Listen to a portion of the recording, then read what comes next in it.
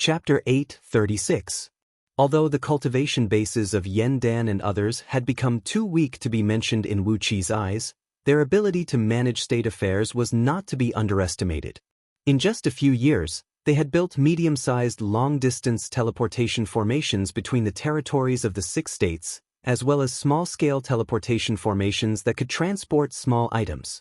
The invitations sent by Yen Dan to the emperors of the 5 states were sent through small-scale teleportation formations called minor universal teleportation formations. The excuse was that Great Yen had obtained important information about Diyu, and they hoped that the emperors would gather together to discuss countermeasures. A quarter of an hour later, the teleportation formation in the secret chamber in the backyard of the City Lord Mansion flickered, and the emperors of the 5 states arrived at Anhe City with a group of their close courtiers and guards. There was an unconcealable weariness on the faces of the emperors and courtiers, while Zhao Sheng and Wei Wuji were wounded. Although they were wearing fragrant sachets, they could not hide the faint smell of blood on their bodies. Seeing the emperors and courtiers of the 5 states in such a state, Yen Dan could not help but be stunned. He bowed to Zhao Sheng and asked in surprise, "Your Majesties, why are you in such a state? Could it be that you have been discovered by Diyu's army?" Zhao Sheng and Wei Wuji exchanged a glance and shook their heads at the same time. They sighed and told him what had happened to them. Zhao Sheng was wounded by an immortal from the Fiend League who was passing by. The immortal was an itinerant immortal who had fled in a panic after his nest was wiped out by Great Yu's imperial army. By accident he ran into the territory developed by Zhao State, where he found an army being trained by Zhao State. The army was practicing a mystic art of refining immortal weapons obtained by Zhao State. When cultivated to a certain level, it could turn a man into a formidable being like a flying yiksha. The fiend immortal was overjoyed at the sight of the prey, and he slaughtered this army of more than 30,000 soldiers. He took their corpses and refined them into his fiend weapon, and Zhao Sheng led the civil and military officials of Great Zhao to fight against him. After a great battle, the fiend immortal was killed, and Zhao Sheng and many of his officials were injured. As for Wei Wuji, he suffered an unexpected disaster. A demon with the bloodline of Lao Ai had somehow run into the territory developed by Great Wei to escape the pursuit of Diyu's army. The army of the Wei Kingdom attacked this unlucky demon. As a result, the soldiers of the Wei Kingdom suffered heavy casualties, and Wei Wuji and a group of courtiers also suffered serious injuries. It was one thing to be injured by a fiendish immortal, but to be injured by a demon that was running around in a panic? It was no wonder that Wei Wuji's expression was particularly ugly. The emperors and courtiers of the 6 states were speechless. They exchanged glances. Except for Yen Dan, who looked the best, the others all looked a little strange. Zhao Sheng and Wei Wuji were wounded, but Ying Zheng, Chu Ping and Tian Wen, who were not injured, all looked a little weak, especially Chu Ping, who was an expert in the art of ghosts and deities. His skin had turned black and his eyes were sunken, making him look no different from a ghost. Clearly, it was a sign of excessive energy consumption. Compared with Yen Dan's pale face, red lips, and bright eyes, the other emperors looked no different from refugees. Yen Dan knew that he had taken over Anhe County and Anhe County directly from Wu Qi as the foundation for his development, while the other emperors had to start from scratch and establish a foundation on Pangu Continent. Judging from the faces of the emperors and courtiers of the 5 states today, Pangu Continent was not a good place to mess around. Ying Zheng and the others were lucky that they were not wiped out by the army of Diyu as itinerant cultivators. Clearing his throat, Yen Dan did not know what to say. He brought the emperors and courtiers of the 5 states to a newly built underground hall under the City Lord Mansion. In a magnificently decorated great hall, Wu Qi was standing with his hands clasped behind his back next to a pillar with a coiling dragon, carefully admiring the exquisite dragon scales carved on the gilded pillar. When the emperors and courtiers of the 6 states entered the hall, the others looked fine, but Xiang Yu's expression changed dramatically when he saw Wu Qi. Almost subconsciously, he gripped the hilt of his sword. Blue veins popped up on the back of his hand, and it took him a great deal of effort to restrain the urge to draw the sword and slash at Wu Qi. Everyone else was looking at him. 90% of their eyes were filled with malice, and some had their facial muscles twitching, almost bursting into laughter. Under the watchful eyes of the crowd, Xiang Yu slowly let go of the hilt. He nodded to Wu Qi and said in a steady voice, "Long time no see, Prince of Teng, Wu Qi. You seem to be very different from the last time we met." Wu Qi turned to look at Xiang Yu, nodded slightly, and said with a smile, "Xiang Yu, the hegemon king of Western Chu, you are very different too. If you draw your sword and kill me in front of so many people, I will really look down on you." "Very good, very good. You are also very different from the last time we met." After a moment of silence, Xiang Yu said with a cold grin, "When we parted last time, I told you that if you dare to appear in front of me." Wu Qi waved his hand and said coolly, "Cut the crap. You can't kill me now. But if you want to make things difficult for me because of a woman, I don't mind wiping you and your Xiang clan out of existence." Hearing Wu Qi's words, Chu Ping, who had been standing silently for a long time, cleared his throat and said, "Prince of Tianyun, don't you think you've gone too far? No matter what, Xiang Yu is a subject of Great Chu, and the 6 states are allies now. Don't you disappoint the emperor and subjects of Great Chu by saying that?" Wu Qi just shook his head. He gave Chu Ping an apologetic smile, then pointed at 3 people and said, "Yu Tan, Yu Ji, Yu Yao, the 3 of you, step forward. I only have one question for you. Which son of King Yangshan is the one who ordered you to do this? Is it Jidai, Jiyu, Gyo, or Jilan? You are the pawns they use to control the 6 states, aren't you?" Yu Tan and the other 2 girls, whose names were pointed out by Wu Qi, turned pale and took a few steps back in fear. "How did you know all this?" Yu Ji cried out in a hoarse voice. You, don't tell me it's true that someone has found a way to lift the black celestial forbidden curse?" Without saying a word, Yu Tan pulled out a long-handled machete and swung it backhandedly at Wu Qi's neck. The blade flashed like a waterfall, reflecting the gleam of the pearls in the great hall. Before Huang Xie, who was standing next to Yu Tan, could stop her, Yu Tan had already struck Wu Qi's neck with the machete. The emperors and courtiers of the 5 states cried out in alarm at the same time, but Yen Dan and the other emperors and courtiers of Great Yen did not even bat an eyelid.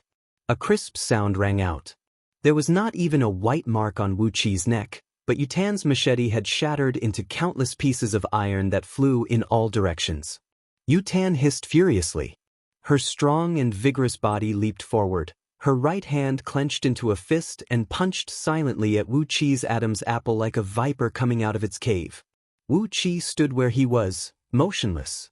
Yu Tan's fist landed on Wu Qi's neck and produced another muffled thud. Wu Qi's eyelids did not even twitch, while Yu Tan held her right fist and screamed miserably. She felt as if she had punched an iron stake, which was many times harder than an iron stake. The bones of her wrist and arm were shattered, and the severe pain made her face turn pale. Her mind went blank, and she could no longer remember anything. Wu Qi sighed softly, then turned to Huang Xie and said with a strange smile, "Duke of Chunxin, I can't believe that the woman next to you has the cultivation base of a gold immortal. I really have no idea how you have endured her all these years." Huang Xie's face fell abruptly. He jerked his head up, glared at Yu Tan, and roared furiously, "Yuan, is what Prince of Tianyun said true?" Yu Tan just kept hugging her wrist and gasping for air, not even looking at Huang Xie. Yu Yao, who had been standing next to Ying Zheng, gave a clear cry. With a wave of her right hand, dozens of green jade slips flew out and flew toward Wu Qi, following the number of stars in the sky. Each jade slip was accompanied by a wisp of cloud and smoke, from which drops of dew gradually sprayed out. As the dew surged, a gust of strong wind rushed out, and amidst the wind were large patches of earthy yellow particles.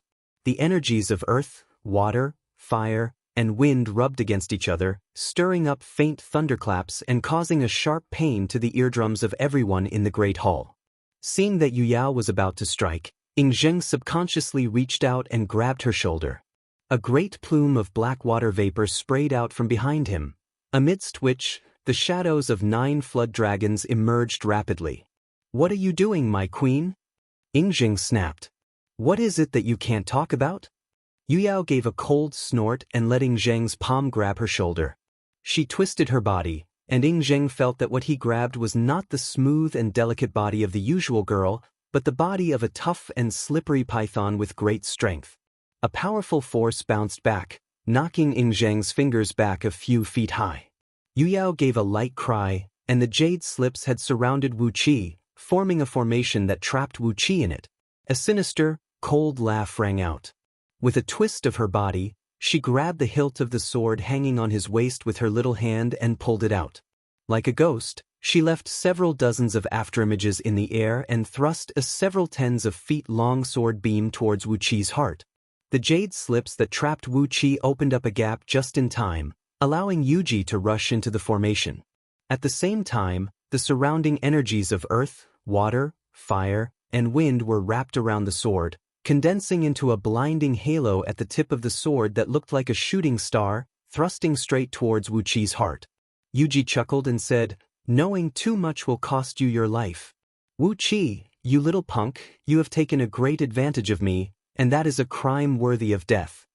Together, Yu Yao and Yuji had easily set up a deadly trap that would surely kill Wu Qi. Both girls had a complacent smile on their faces, thinking that Wu Qi would definitely die. Only Yu Tan, who had just suffered a bitter defeat from Wu Qi, cried out hoarsely, "Sisters, be careful. This man's cultivation base is unfathomable." Before her voice could fade away, the sword in Yuji's hand had already stabbed into Wu Qi's heart. But, no matter how hard she tried, the sword just could not stab into Wu Qi's body. Wu Qi casually flicked his finger out, and the sword in Yuji's hand exploded into fine metal powder. After that, he flicked his sleeve, and the formation deployed by Yu Yao was smashed into pieces like a castle built by a child with pieces of paper. Yu Yao, Yuji, and Yu Tan cried out in alarm at the same time. They exchanged a look of horror, then their bodies glowed with a jade-colored gleam at the same time. Leaping into a 1,000-feet-long beam of light, they were about to flee. But before they could fly more than 10 feet into the sky, Catfish Flooddragon had already flown over their heads with a huge hammer on her shoulder. Catfish Flooddragon did not swing the hammer randomly, but just gently placed her hammer on the girls' heads. The three poor girls had transformed into beams of light and fled at top speed, but ended up bumping into Catfish Flooddragon's hammer. 3 loud clangs rang out, and the 3 girls fell to the ground with their eyes rolled back. Gradually, 3 green bumps the size of fists emerged on their foreheads. The collision was so fierce that the 3 women almost broke their necks. Wu Qi laughed coldly. Looking at Ing Zheng, Huang Xie, and Xiang Yu, who had an unsightly expression on their faces, he snorted coldly and said, "Now, we can talk in peace. There are some things that I need to ask for your opinions on." With a flick of his sleeve, the 3 girls were rolled up by a gust of strong wind and hovered uncontrollably in the air, surrounded by countless restrictive spells that imprisoned them. The emperors and ministers of the 6 dynasties exchanged glances, then walked into the Great Hall and took their seats. Chapter 837. The atmosphere in the Great Hall was extremely strange.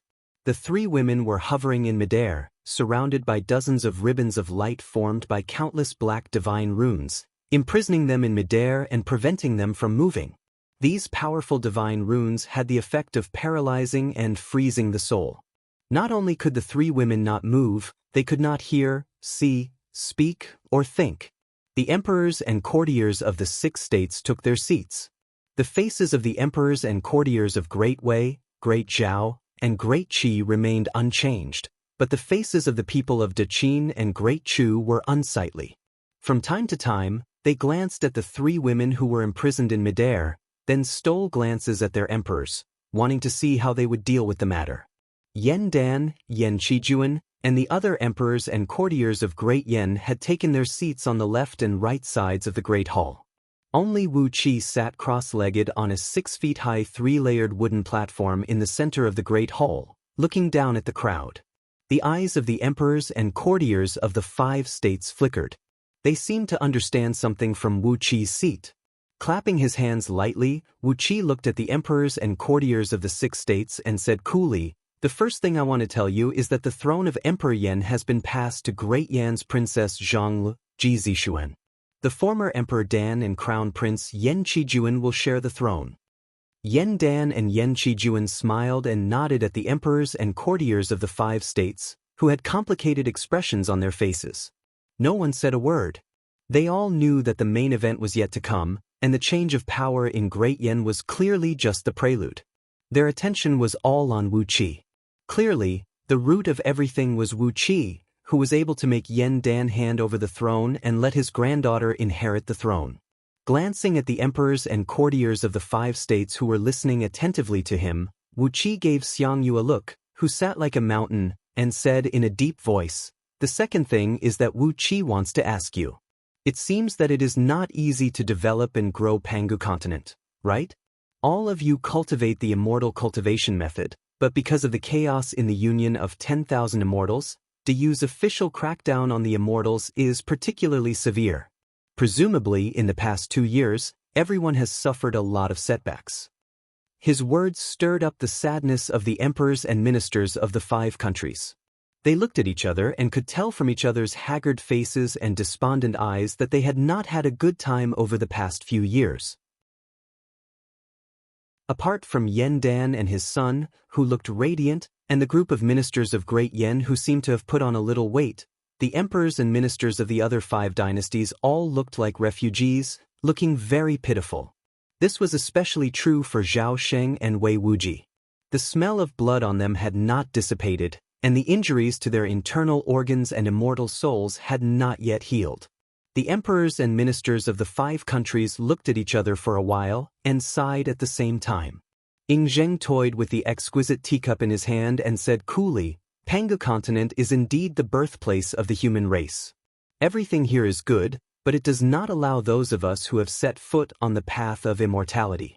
To tell you the truth, in the past 2 to 3 years, 13 cities built by Daqin have been destroyed by the soldiers of Diyu, and Daqin has lost more than 1 million loyal soldiers."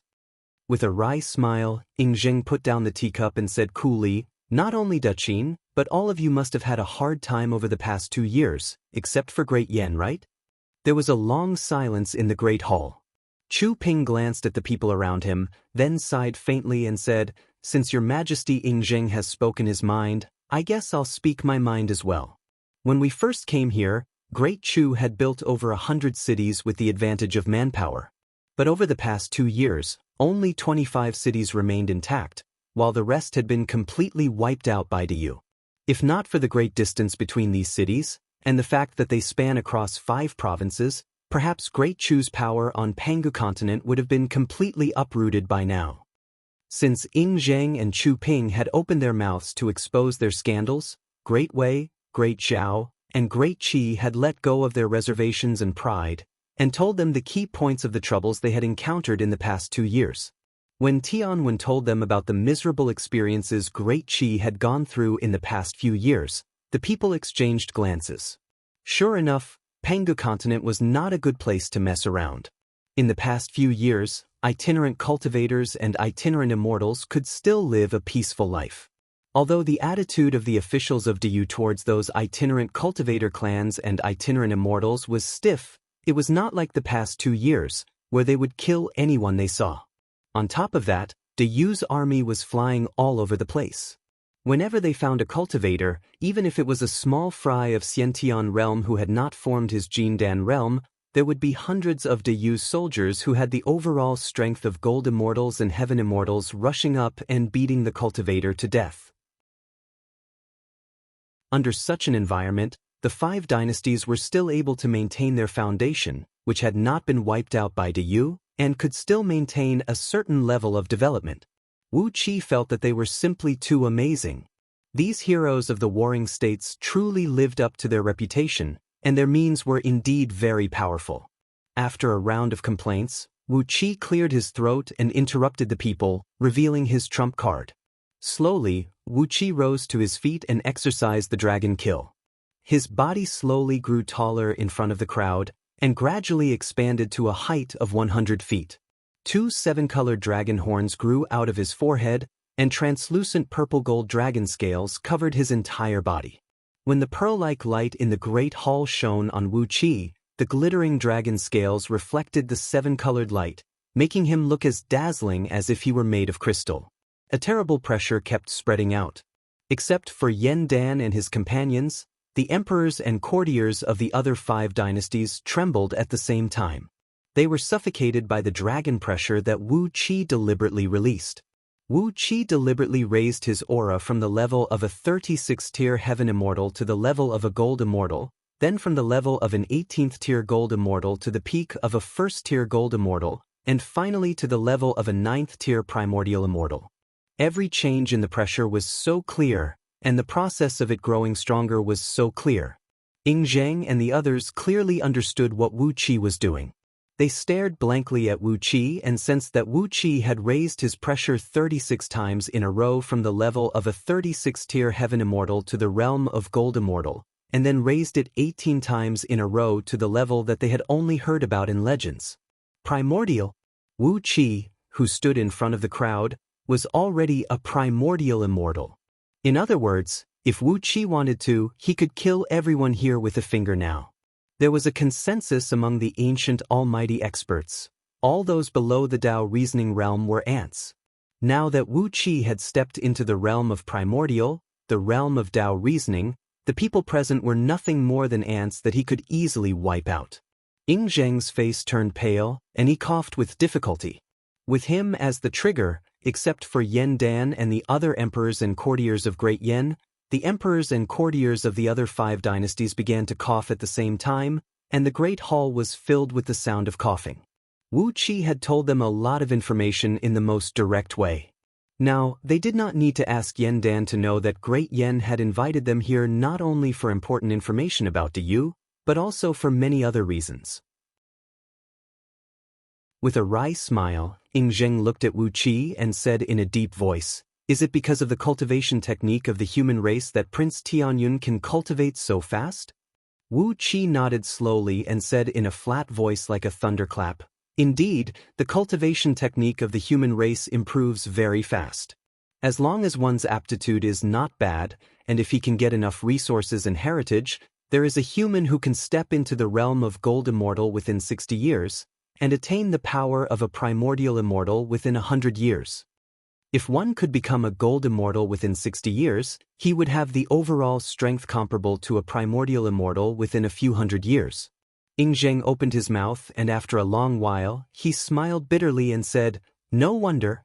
But, can one live a long life by cultivating the cultivation technique of the human race?" Wu Qi remained silent for a while, then said frankly, "Cultivating the cultivation technique of the human race still can't escape the cycle of life and death. The cultivation technique of the human race can be mastered quickly, but one day, it will return to the dust. Although the cultivation technique of the immortal Tao is difficult, once one becomes a heaven immortal, one will no longer have to worry about one's lifespan. Unless a great tribulation strikes, one will eventually live a long and free life." Ying Zheng smacked his lips, narrowed his eyes, and nodded. "If that's the case, I'd better cultivate the cultivation technique of the immortal Tao. But there will be a group of lineal descendants in Daqin's imperial clan who specialize in cultivating the cultivation technique of the human race. I wonder if Duke Tianyun can cultivate them wholeheartedly?" After pondering for a while, Wu Qi nodded and said, "Of course, as long as they serve me wholeheartedly. Frankly speaking, I'm short of men now, a lot of them." After a brief pause, Wu Qi added, "I can guarantee that those among them with sufficient aptitude will possess the overall strength of a gold immortal in the shortest time possible. But as for the realm of primordial, not everyone can step into it smoothly." The eyes of Ying Zheng and the other 4 emperors lit up at the same time. Wu Qi's promise had gone beyond the bottom line they had calculated in their minds just now. Wu Qi had brazenly shown off his primordial divine ability in front of them, and coupled with the 2 points Wu Qi had mentioned earlier, all the people present were smart enough to know what was in Wu Qi's mind. Therefore, they had quickly drawn up their demands and conditions in their minds, and were about to ask for an exorbitant price to discuss with Wu Qi. But, in the end, Wu Qi had already taken the initiative to fulfill their demands. And what Wu Qi had promised was far beyond their imagination. But, They also noticed that Wu Qi had changed the way he addressed himself when he was talking. In order to seek immortality, your majesties are naturally unwilling to give up the cultivation techniques of immortals. I have the scriptures of the immortal Tao I seized from the primordial experts I killed, and I can provide them to you for free. As for the immortal stones and materials you need for your cultivation, I'll provide as many as you need. All I need is for you to give me advice and become my revered elders in the Dongxi province. Ying Zheng, Chu Ping, and the others exchanged a glance. It was a very generous offer. Their cultivation techniques could only allow them to reach the realm of heaven immortals, and they were worried that they would not be able to continue their cultivation in the future. The cultivation techniques of primordial experts? The gift was so generous that they couldn't raise any objections. Then, Wu Qi gave them another offer that they could no longer refuse. Based on my speculation, Pangu continent will be in chaos in a few years. As for the throne of the 6 dynasties, I have no intention of seizing it from you. The 6 dynasties will still exist, but they will need to exist as vassals of East Sea Province, and the people of the 6 dynasties will have to serve me. And I promise to do my best to cultivate 1 to 3 primordial experts for each of the 6 dynasties. Of course, they will all be practicing the cultivation techniques of the human race. The offer was too generous. The emperors and courtiers of the 5 dynasties exchanged glances, and then Wei Wuji asked Wu Qi why Pangu continent would be in chaos. Wu Qi immediately told them what had happened in Liangzhu in the past 2 months. The faces of the emperors and courtiers of the 5 dynasties fell instantly. If the chaos in Liangzhu affected the whole Pangu continent, the commotion it caused would completely destroy the 5 dynasties, wouldn't it? Perhaps the 5 dynasties could only rely on Wu Qi's East Sea province, and when they were strong enough, with strength and facts, Wu Qi had convinced the emperors and courtiers of the 5 dynasties in the most concise way. When everything seemed to be settled, only Xiang Yu rose to his feet.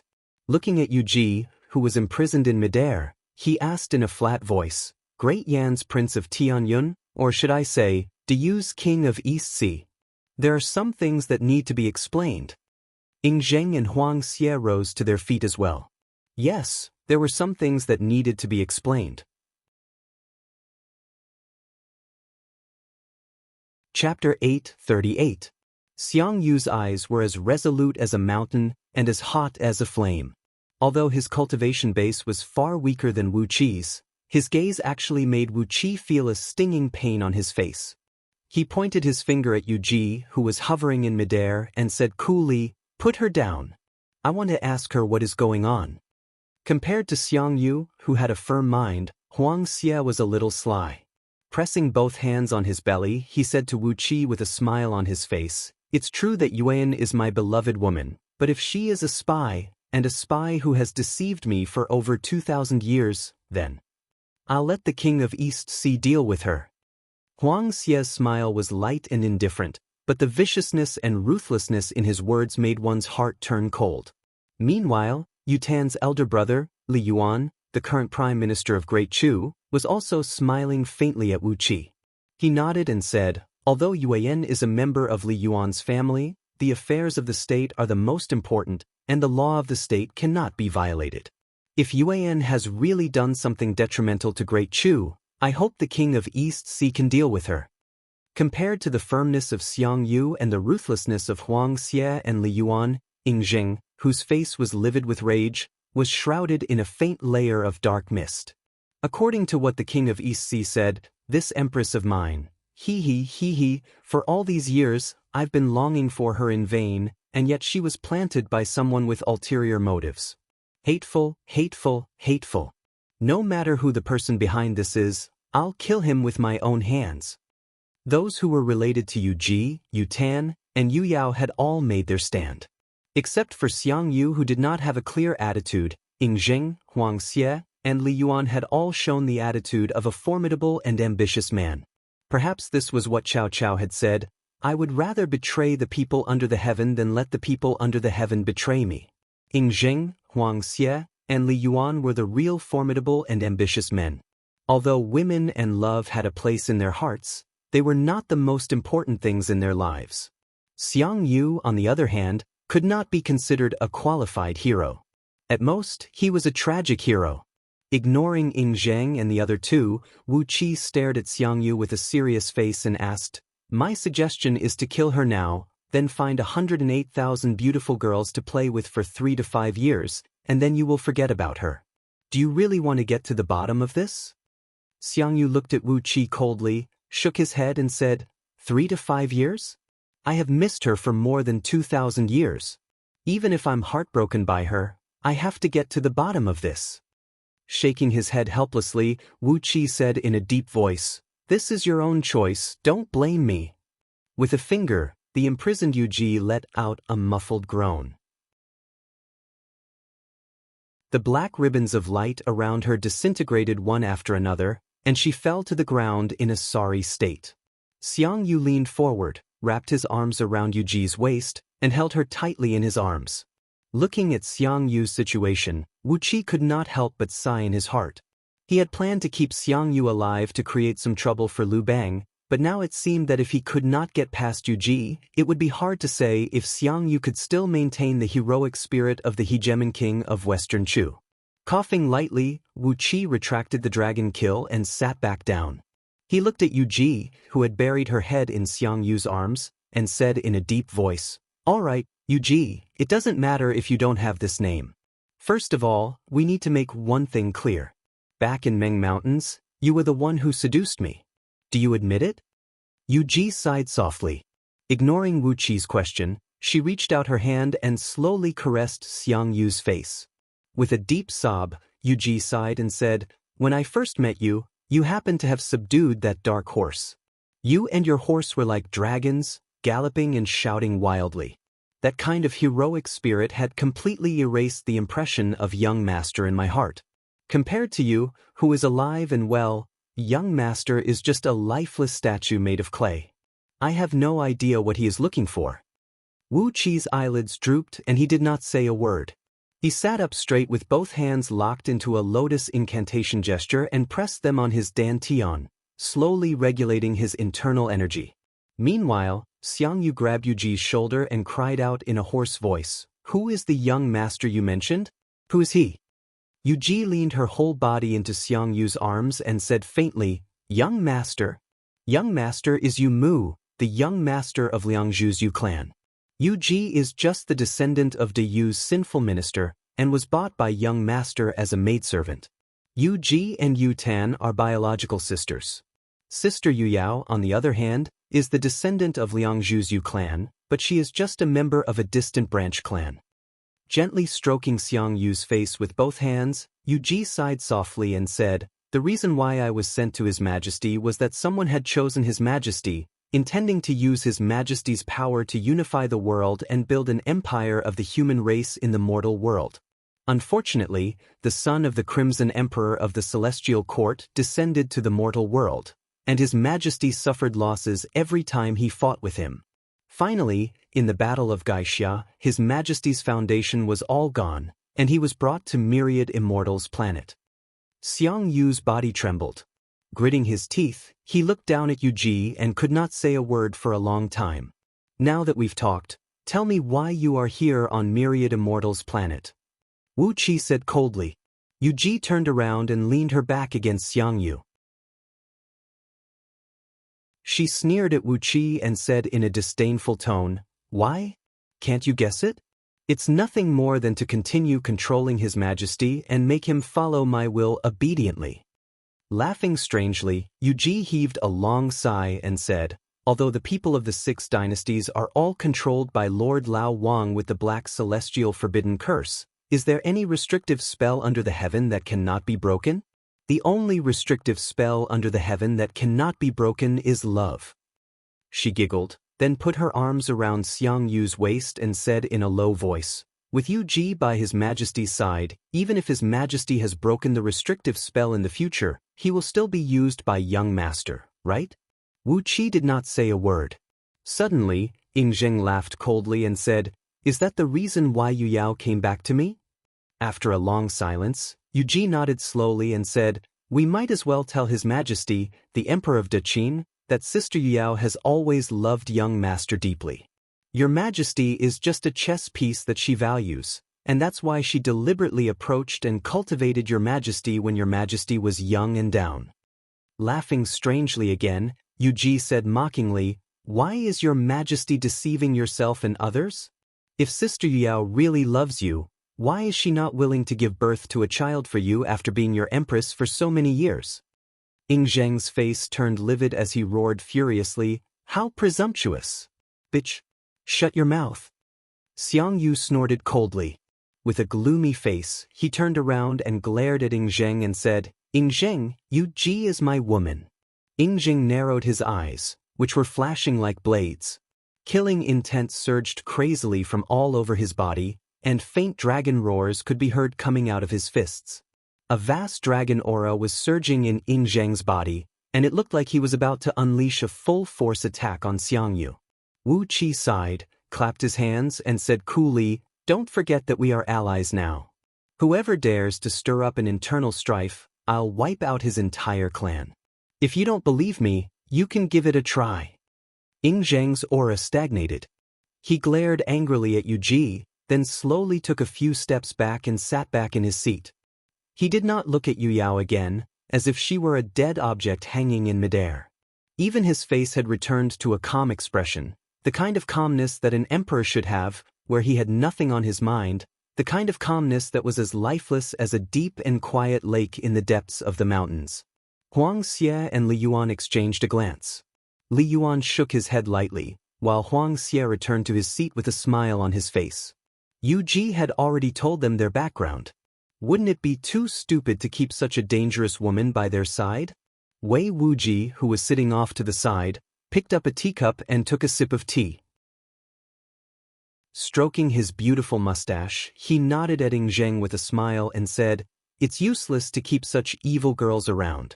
It's better to get rid of them as soon as possible. His Majesty Ing Zheng and Duke of Chunshin are really decisive. Hee, what a pity for two beautiful women."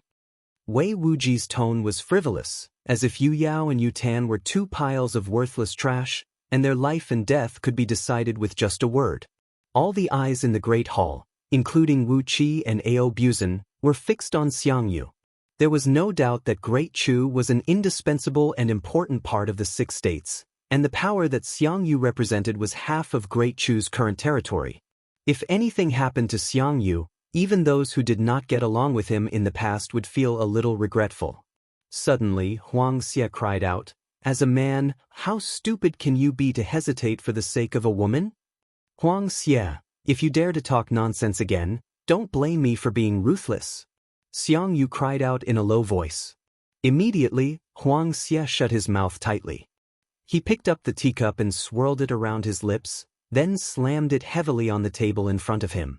Standing behind Wu Qi, Ao Buzan squinted at Xiang Yu and murmured, "He is willing to die for the sake of a woman? TSK, doesn't that mean Lao Tzu is going to die several hundred times a day? See, with a spear in hand, I have a beauty.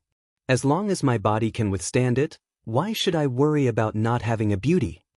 The great hall was filled with clamor for a while, and then returned to its deathly silence.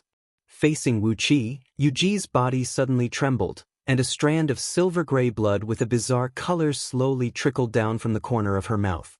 She said in a low voice, "Your Majesty, the reason why I want to use Wu Qi to hurt you is so that Your Majesty can absorb Chiyo's blood essence in a fit of rage, and then refine the true form of Chiyu."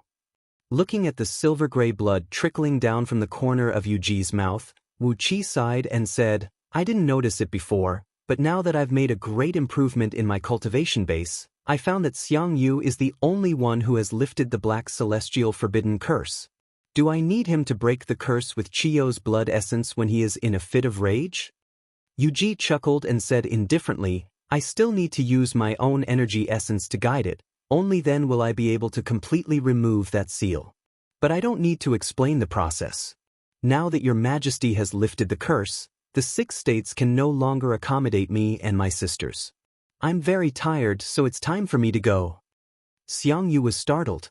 He turned Yu Ji around, and when he saw the strange silver-gray blood trickling down from her mouth, his body began to tremble violently. Trembling, he looked at Yu Ji, whose life force was quickly disappearing from her eyes. Suddenly, he shouted at Wu Qi at the top of his voice, "Save her! I'm willing to serve you!" Wu Qi was stunned. Xiang Yu cried out again, "Save her? I know you can save her! Save her, and I'll work for you for the rest of my life." The great hall fell into a dead silence. Ying Zheng and Huang Xie's faces were extremely unsightly.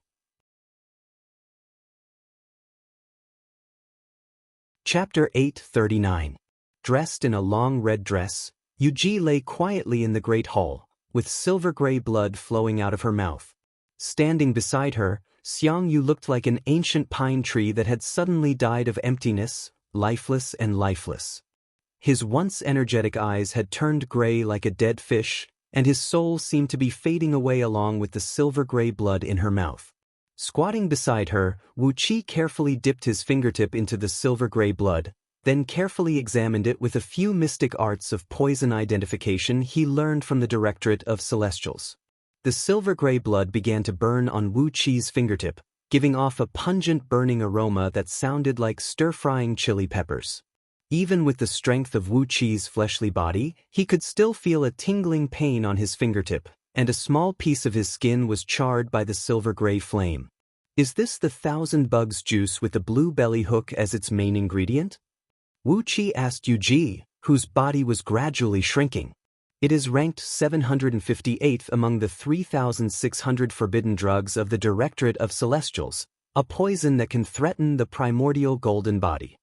Yu Ji looked at Wu Qi with a hint of delight in her surprise and said, "I didn't expect you to know so much about the Directorate of Celestials." Wu Qi nodded seriously and said, "Yes, I do know a lot about the Directorate of Celestials. When I was in Liangzhu this time, I personally wiped out a few clans with the legacy of supreme oracles, and there were many copies of the Directorate of Celestials stored in their houses. All these things belong to me now." Yu Ji smiled. Staring at Wu Qi, she said coldly, "You are just a tool. Little man, your first time is a tool." Xiang Yu's body trembled, and blood trickled down the corner of his mouth. Yu Ji's face flickered slightly. She turned her head away and dared not to look at him again. Wu Ji smiled. He patted her on the head and said coolly, "You are a very smart woman, but if you are too smart, you will only harm yourself and others. You are trying to provoke me so that I won't do my best to save you, aren't you?" Yu Ji narrowed her eyes. "Wu Qi, save her with all your strength. The whole Xiang clan is yours." Xiang Yu cried out in a low voice. Huang Xie and Li Yuan's faces changed abruptly. They rose to their feet angrily, but Chu Ping said slowly, "I think so too. If such a woman were to die, wouldn't it mean that the world would suddenly lose a precious treasure? King of Donghai, do your best to save Yu Ji. I am willing to help you with all the strength of Great Chu to achieve great things." Hearing that, Li Yuan bowed his head and sat back down. Huang Xie roared angrily, "This is ridiculous. How can the life and death of a woman decide the fate of the imperial court? Your Majesty and Xiang Yu, this is ridiculous." Wu Qi gave a cold snort, then gave Huang Xie a sideways glance and said indifferently, "Looking down on women? Fu, Xiang Di in Xiang. Fuck your mother, why don't you try scolding your own father? You look down on women. Is your mother not a woman?" Huang Xie was stunned.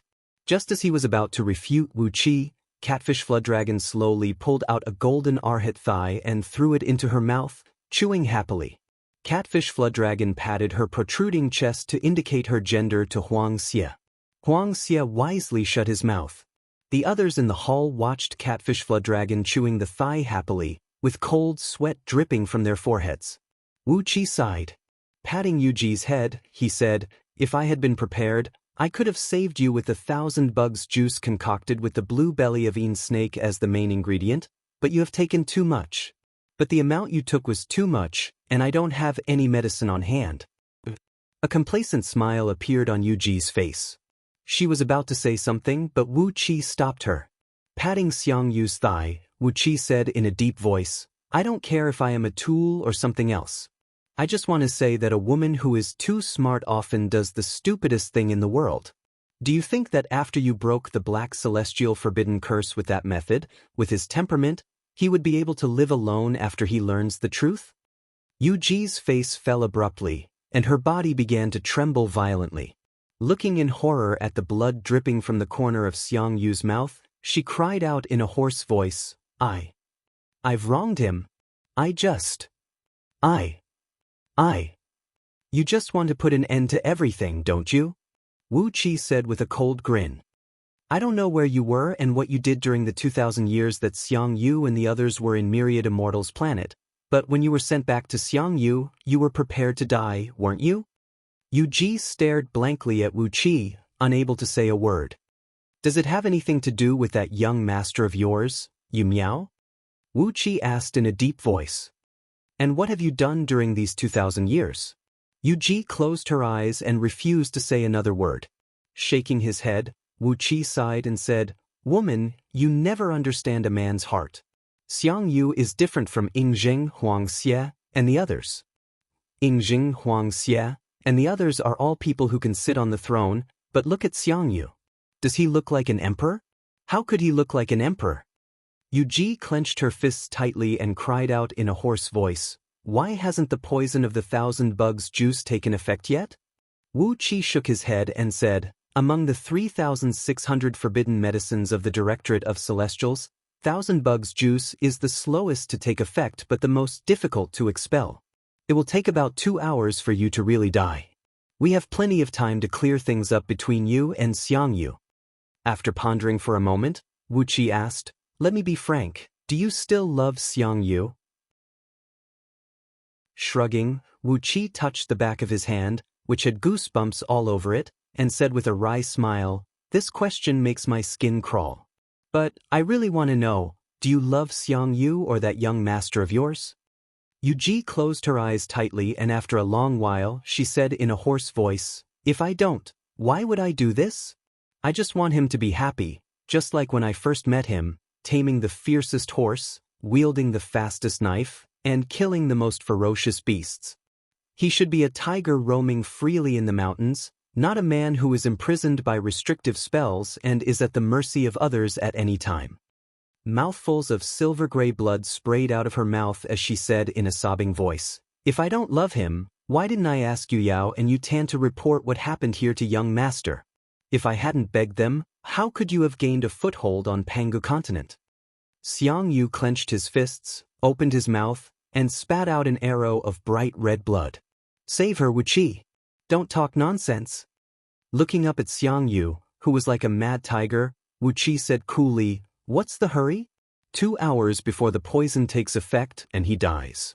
Well, to be honest, the poison of the 1,000 bugs juice. Well, can you wait for me to finish? With such an impatient temper, no wonder you were robbed by Liu Bang years ago.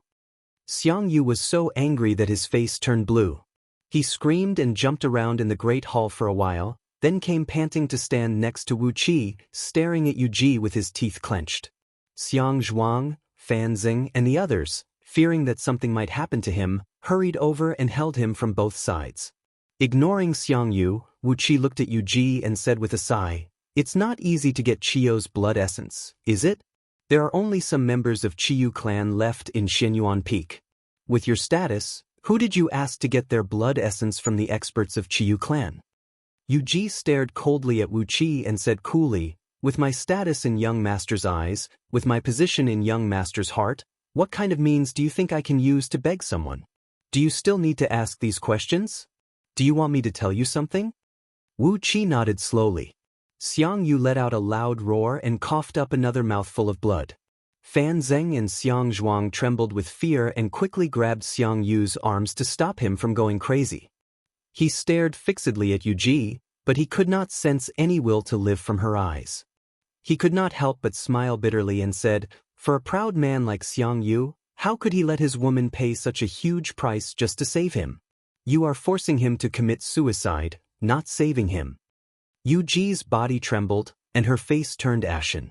Wu Qi remained silent for a while, then he rose to his feet and said coolly, Well, time is running out. I'll give all of you who are related to this matter the most direct solution. I'll send Yu Ji, Yu Tan, and Yu Yao into transmigration and escort their souls to be reincarnated in a good family, completely erasing the karma entanglement between them and Yu Miao. If anyone is still thinking about them, they can go and look for them after they are reincarnated. Xiang Yu stamped his foot and said, Reincarnation? What the hell are you talking about? Yu Ji sighed faintly and said, Reincarnation? Do I still have a chance to be reincarnated? Your Majesty, Your Majesty. Yu Ji suddenly called Xiang Yu's name. Xiang Yu's body trembled as he squatted down. Stroking her face with both hands, he said in a deep voice, What? What do you want? Yu Ji looked at Xiang Yu and smiled. She sighed and said, Let Yu Ji be reincarnated. Let Yu Ji follow Your Majesty cleanly in the next life. Let Yu Ji forget everything in the past. Yu Ji only wants to remember those happy things when I first met the king. Yu Ji does not want to remember those things that make Yu Ji unhappy. If Yu Ji is reincarnated, will you come to find me? Tears of blood trickled down from Xiang Yu's eyes. Gnashing his teeth, he nodded heavily and punched the ground hard. Wu Qi nodded his head and breathed out a sigh of relief in his heart. After talking for so long, he had finally found the best solution. After sending Yu Ji to be reincarnated, Wu Qi would definitely erase her memory of what happened in Meng Mountains. Breathing a long sigh, Wu Qi turned to look at Yu Tan and Yu Yao, frowning. What do you think? Wu Qi asked Huang Xie and Ying Jing. Huang Xie did not say a word. Since she is unwilling to give birth to a child for me, said Ying Jing coldly and mercilessly. Let her be. With a flick of his sleeve, Ying Jing rose to his feet and strode out of the great hall together with all the civil and military officials of Daqin. In a deep voice, he said, May I trouble the king of East Sea to send her to be reincarnated. Let her be in the next life. When they were almost out of the great hall, Ying Jing suddenly stopped. Without looking back, he stood in front of the door and said coolly, I will no longer respect her, protect her, obey her, and let her do whatever she wants in the state. If the king of East Sea can do it, please let her be reincarnated as a member of Daqin's imperial clan. At least I can still love and pity her. As for those trivial matters, just let her be. Suddenly, Ying Zheng's tall and straight body stooped, as if he had aged several hundred years. Then he walked slowly out of the great hall. Wu Qi turned to look at Huang Xie, but Huang Xie avoided Wu Qi's gaze. Wu Qi sighed and nodded seriously.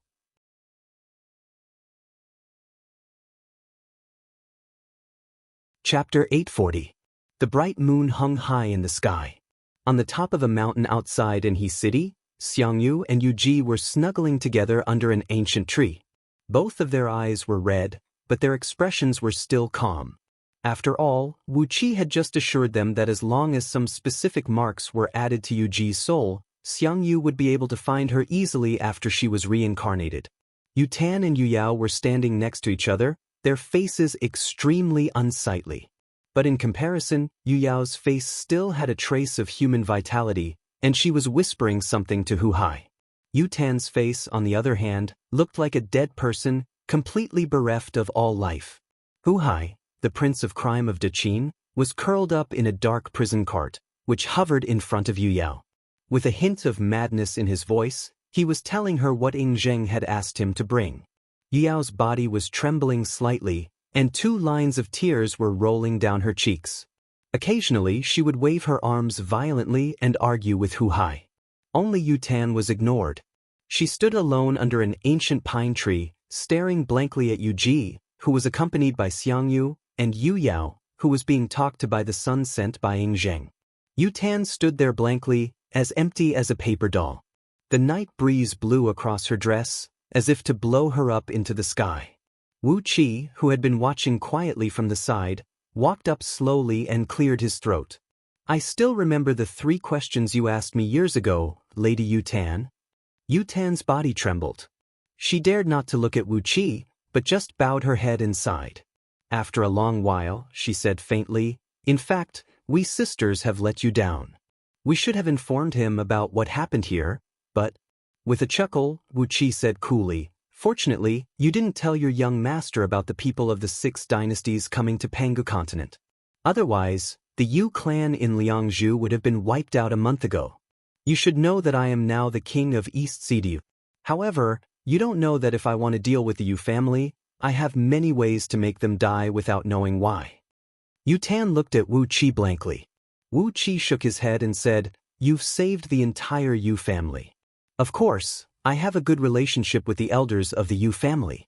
Even if you tell your young noble everything, I will only take his life." With a strange smile, Wu Qi sighed and said, "It's a pity that you didn't send out the information about the 6 nations. In fact, I've been waiting for you to do this." "What?" Yu Tan raised her head in shock, crying out in a low voice. Wu Qi gazed at Yu Tan, speaking in a low voice that was almost cruel. "I know there's something wrong with you 3. I've been waiting for you to leak the information of the 6 dynasties. I'll wait for the masters behind you to act against the 6 countries. I'll wait for the emperors and ministers of the 6 countries to be forced into a corner. Then I'll smoothly and logically take over their forces. It's a pity that Yu Ji begged you not to do that." Yu Tan stared blankly at Wu Qi, as if Wu Qi was an evil ghost.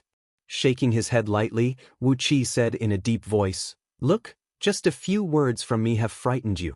How could Grandmaster Yu Tan, whose name had shaken Great Yen in those years, be frightened by a few words from me? In fact, all of you are nice girls, but you shouldn't do these things." Wrapping his arms around Yu Tan's body, he gently planted a kiss on her forehead. "Girls are meant to be loved and caressed," he said in a low voice, "and you shouldn't be treated as tools. That Yu Zong will die. As for you, forget all this, and be a good man in your next life." The moonlight shone like water, just like what had happened in a courtyard in Ji City a long time ago. Yu Ying looked at Wu Qi's face, which was still as young as a teenager. For a moment, she was bewildered. 2 streams of tears rolled down her cheeks as Wu Qi sighed and said, "I will try my best to control Yu Yao to reincarnate as a member of the Daqin imperial clan within 100 years, but I don't know when she will be reincarnated. You and Yu Ji, I will make sure you become real sisters in your next life. Actually, I think Xiang Yu is a good guy." After calculating with his fingers for a while, Wu Qi smiled at Yu Tan and said, "Although he is a man who is a little impulsive, a little reckless, a little too loyal to his friends, and a little too easily trusting of others, and a little too thin-skinned, he is a man who knows how to behave himself. But at least he was still sincere to his woman. So, in your next life, you and Yu Ji should be twin sisters, twin sisters. Oh, don't tell him who you are, let him marry both of you." Yu Tan stared at Wu Qi with her mouth agape. This is absurd," she stammered. Patting Yu Tan's head forcefully, Wu Qi laughed strangely and said, "Absurd? As long as he is better than Huang Xie. The 4 young masters of the warring states period. TSK, I still need to settle the score with Lord Long Yang, but this Lord Chunshan, he let out a few strange laughs, then gave Xiang Yu a malicious look, who was hugging Yu Ji and murmuring sweet nothings. Suddenly he breathed out a heavy sigh and said, "This guy can kill people, can set fires, can conquer the world, and can even coax women. TSK, he is a man of the highest grade. You will not suffer if you follow him. Believe me, in your next life, you will follow him wholeheartedly." Yu Tan narrowed her eyes and pondered for a while. Suddenly she laughed and said, "If that is what you said, then I'll try my best." Sighing softly, Yu Tan looked up at the bright moon in the sky and said, "I'm really tired. When I asked those 3 questions I was already tired. But I can't stop, there's no way I can stop. My life is given by my young master. If I stop, I don't know what to do." Stroking Yu Tan's long hair, Wu Qi said in a deep voice, "Nonsense. Your life is given by your father and mother. What does it have to do with your young master? If you're tired and can't find what to do, find a new goal for yourself. Live well, live happily. You've been miserable in this life, so in your next life, you must live well. Just do whatever you want to Xiang Yu. He won't mind getting a beautiful woman for no reason, will he?" After murmuring for a while, Wu Qi threw out a zither, smiled at Yu Tan and said, "Today is a good day. What do you think, Miss Yu Tan?" Yutan sighed softly and smiled. Wiping the tears off her face, she picked up the zither and sat down under an ancient pine tree. She carefully adjusted the zither for a while, then played a melody of nature with her jade-like fingers. It was like a bright moon shining high in the sky, like a clear spring in the wild, like a gust of wind blowing through the pine forest, like a crane crying in the sky. The zither melody rang out, and even Hu-hai, who was talking to Yu Yao nervously, was taken aback, throwing a few curious glances over. Seeing that Yutan was playing the zither with a smile on her face, Hu-hai said to Yu Yao carelessly, "Look at her, she's so happy to die. Why are you still nagging? The sooner you die, the sooner you can reincarnate. My imperial father said that if you become my younger sister in your next life, I'll treat you well." Hu-hai snorted coldly, then turned and walked away like a dark cloud. While walking, he said nervously, "If you were willing to give birth to a child for my imperial father and stay by his side, perhaps the empire of Daqin would be stable forever, and the empire would still exist until today. Humph, I didn't expect you to be a spy sent by an outsider. What a waste of my imperial father's sincerity to you." Looking at the bright moon in the sky, Hu-hai suddenly heaved a long sigh and said, "Senior Ao Buzin is right. For women, the time they spend in bed is the most precious. Once they get out of bed, it's best to throw them as far away as possible. This is truly a wise saying." Wu Qi nearly fell to the ground. How did Hu-hai hook up with Ao Buzin in such a short time? Looking at Hu-hai with a flicker in his eyes, Wu Qi suddenly laughed. Hu-hai was a good material, and if he could be taught well, he would be of great use. At least, he was much more fun than his elder brother, Fu Su. If Wu Qi wanted to cultivate a spokesperson in Daqin, who would be more suitable than Hu-hai? Amidst the beautiful and ethereal music of Yutan, Eugene nestled in his arms with a faint smile on her face. Silver-gray blood oozed out from every pore on her body, and her fragrant and delicate body quickly turned cold and stiff. In just a blink of an eye, the beautiful woman had turned into a translucent silver-gray crystal. Wu Qi waved his hand, and Yu Yao and Yutan gave a muffled snort at the same time. Their foreheads split open, and a wisp of their souls flew out. Wu Qi chanted the name of Buddha in a low voice, then a faint ray of light shot out from his forehead and enveloped the souls of Yu Ji, Yu Yao, and Yutan. His fingers quickly drew the swastika Buddhist seal and the lotus soul protecting Vajra seal in the void. He used the Buddhist mystic arts in the great light indestructible Amitabha treasure scripture to help the three girls solidify their souls. At the same time, he ensured that their souls would not be invaded by external evils. After they reincarnated, they would be able to remember what they should remember. As for what they should remember, it would depend on what Wu Qi wanted them to remember. Those painful, troubling, unbearable, sad, and all the negative memories were erased by Wu Qi.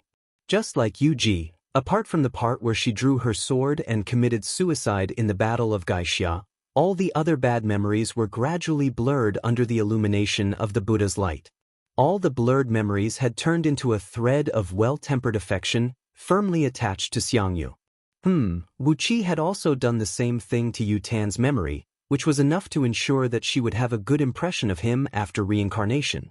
As for Yu Yao, Wu Qi did not want to destroy the current tacit understanding between him and Ying Zheng, so he only erased the things that should be erased, and did not do anything else. After making some adjustments to the three girls' souls, Wu Qi did not hesitate to consume his own soul source, extracting a thread of soul source energy and injecting it into the girls' souls. The thread of soul source energy Wu Qi had now was by no means insignificant. If converted, it was roughly equal to the strength of an immortal soul of a peak stage heaven immortal. After being generously bestowed by Wu Qi, the girls' souls suddenly emitted a faint golden glow, which made their souls extremely stable. They no longer had to worry about any accidents when they were reincarnated. When Xiangyu saw the changes in the girls' souls, he cupped his fist gratefully at Wu Qi and said, "Thank you." Although it was just two simple words of thanks, Wu Qi could hear a heavy responsibility from them. Smiling and nodding at Xiangyu, Wu Qi did not want to waste any more time.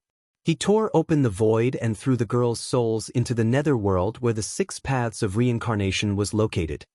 His enormous divine will transformed into an invisible net and smashed into the depths of the netherworld. Wu Qi was going to open the gate of reincarnation for the girls' souls, sending them straight into the transmigration and reincarnate according to Wu Qi's will.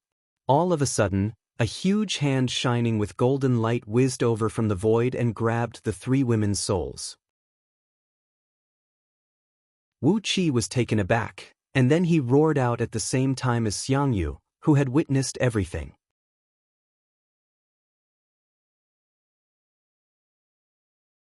Chapter 841. This was the first time Wu Qi tore open the void and came into contact with the netherworld. Even a primordial immortal would not come into contact with a place like this for no reason. His divine sense was fully focused on searching for the 6 paths of reincarnation, and he did not notice the golden palm suddenly emerging from the void. When the souls of the 3 women were taken away by the golden palm, Wu Qi hurriedly sent his divine sense into it. But it happened so suddenly, and the palm left even faster. On top of that, it was very familiar with the space and energy composition of the netherworld, so the golden light disappeared in just a flash. Xiangyu panicked. With a furious hiss, he curled up his body and jumped into the gap Wu Qi had torn open. Wu Qi snorted angrily as well. He grabbed Xiangyu and strode into the gap he had torn open. As soon as he entered the netherworld, 2 beams of light flashed behind him. Ao Buzan and Catfish, who were feasting in Anhe City, had caught up with them and rushed into the gap as well. The netherworld was a strange space naturally formed by the laws of the heavenly Tao after the great Saint Pangu created the world. There was no sky or earth here, no sky or ground, no sky or ground, no day or night, and no time. Anyone who entered this place would feel as if they were suspended in a pool of paste, unable to move even a step. In addition, there was a strange force in this grayish space that emanated a pale yellow glow.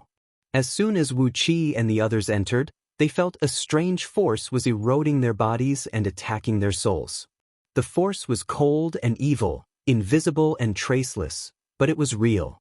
Before they could adapt to the various strange things in this world, Wu Qi took Xiangyu and flew in the direction where the golden palm had disappeared. They flew at high speed all the way. There was no air or spirit qi that cultivators were familiar with here. What filled the void around them was a bone-chilling evil energy. Amidst the deep death qi, there was a vigorous life force. However, within that life force, there was also a sense of death that was about to wither. The concentration of the energy was so high that it condensed into a thick fog in the void. The pale yellow fog prevented Wu Qi and the others from flying, and it took them 100 times more energy to transform into beams of light and fly forward than on Pangu continent. The deep sound of waves was faintly heard, and a great suction came from several directions. Wu Qi fixed his eyes on that direction and saw a dark yellow ocean in the far distance. Huge waves rose from the boundless ocean from time to time, and countless ghosts were soaked in it, howling and struggling, but they could not break free from the sticky liquid. In the depths of the ocean, some strange-looking creatures were gradually growing, and some adult strange creatures were running back and forth with iron tridents in their hands. From time to time, they would pick up a few ghosts and stuff them into their mouths. As they chewed, the miserable howls of the ghosts could be heard by Wu Qi and the others, piercing their ears like awls. The nether, the Yellow Spring. This was the legendary Yellow Spring, and those strange creatures were the native creatures of the netherworld, the yakshas of the netherworld. If one could enter the Yellow Spring without dying, he would reach the legendary Nether Blood Sea, which was the condensation of the foulest energy between heaven and earth. Some people said that the netherworld was the great Saint Pangu's navel, and that the Nether Blood Sea was formed from a wisp of innate filthy energy that the great saint had not fully refined, and then merged with the innate transmigration aura that gave birth to the netherworld. Wu Qi gave the Yellow Spring a deep look, then said in a deep voice while pulling Xiangyu and flying at top speed, "I have a chapter of Blood Sea Grand Magic with me. If you cultivate it with the banner of Qiyu and the Qiyu Fiend technique, as well as the fact that I can touch your cultivation base and pass down my cultivation base to you, you will have a very strong cultivation base in the shortest time possible. Well, in a year or two on Pangu continent, I can make you a peak-level gold immortal. Are you interested?" Xiang Yu's answer was very straightforward. I'll save Yu Ji and send her safely into the transmigration. I'll listen to you. Wu Qi's answer was also very straightforward. That's a deal. I'll wipe out the whole clan of whoever took their souls. A murderous gleam shot out of Xiang Yu's eyes. Ao Buzan, who was listening to the conversation between Wu Qi and Xiang Yu, roughly figured out what was going on. He could not help but sneer and say, I was wondering what was going on. As for who could snatch people in the netherworld, who else could it be other than that group of baldies? Even the celestial court does not have the mood to interfere in the transmigration.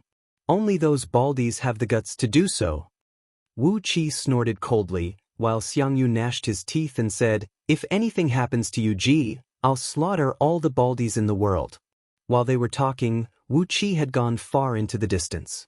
Along the way, hundreds of huge yikshaws, riding on all kinds of strange and ferocious beasts, soared into the sky, trying to kill Wu Qi and his companions as food.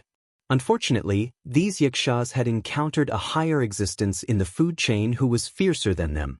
Catfish swung her hammer and smashed these yikshaws and ferocious beasts to pieces, then grabbed them and stuffed them into her mouth.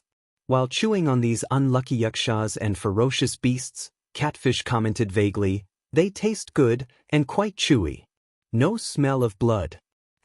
Their bodies are formed by the crisscrossing aura of life and death, and they are cool to the heart. How do we get in here?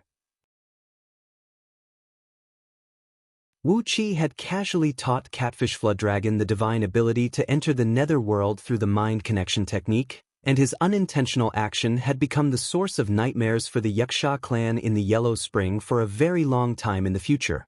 In the future, whenever summer came to Pangu continent, Catfish would tear open the void and come here to catch a large number of yakshas and fierce beasts as snacks to relieve the heat. This nightmare would not last until an opportunity came in the future, when Wu Qi spoke, and only then did Catfish stop this terrible massacre of yaksha tribes. The escaping light tore through the void and flew forward. Meanwhile, a wisp of Wu Qi's divine sense locked onto the golden palm that was fleeing in front of him. The time and space in the netherworld could not be compared with a world like Pangu continent, where the laws were extremely clear. The netherworld was like a paste, and the concepts of time and space were so vague that no one could understand them. In short, after Wu Qi's heart beat 677 times in the netherworld, the front suddenly became clear. They had arrived at the end of the road. In front of them was a boundless yellow spring ocean. The water of the yellow spring rolled ceaselessly, rolling up thousands of miles high waves on the surface of the ocean. Amidst the raging waves, a huge wheel of light, 360 million miles in diameter, was vaguely embedded in the water. It was divided into 6 equal parts, spinning slowly and producing a deafening rumble. Carved on its surface were heaven, earth, man, deities, ghosts, flowers, birds, insects, fishes, and many other creatures. It was black and white in color, emitting a black and white spirit light that illuminated the sky, forcing the surrounding yellow spring to churn and form countless whirlpools. The shockingly huge waves were caused by the impact of the black and white spirit light. As they slapped heavily on the surface of the yellow spring, the collapse of each wave shook the surrounding void. Countless ghosts soaked in the yellow spring, wailing and screaming as they rolled toward the huge wheel of light.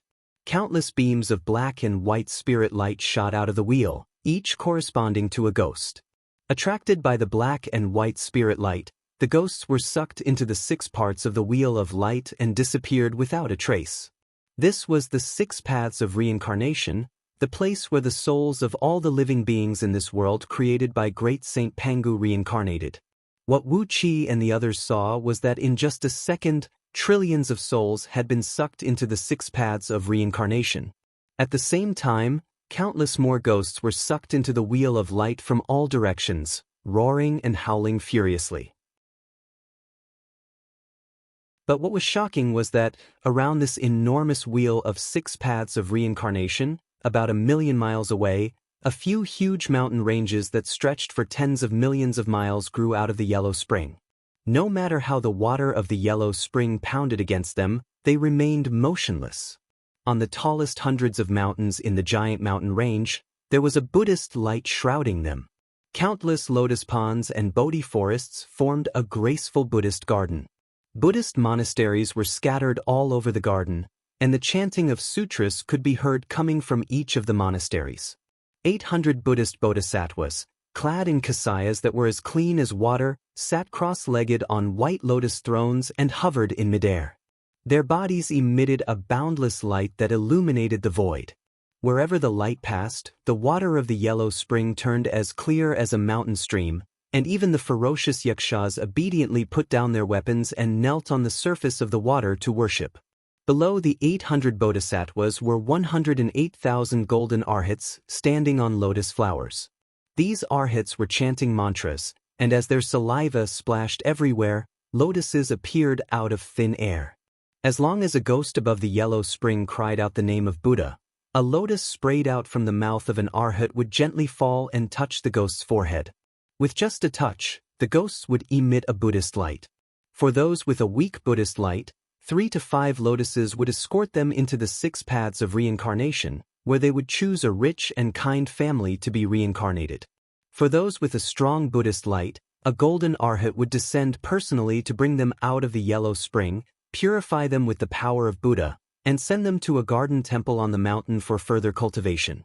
There were also a few ghosts who emitted a boundless light after being touched by the lotus, and sometimes their power was no weaker than that of the golden arhat. If one encountered such a ghost, a bodhisattva would descend from the sky and reach out both hands to bring the ghost out of the yellow spring. A lotus would bloom slowly in the palm of the bodhisattva, and inside it was the pure land of Buddhism.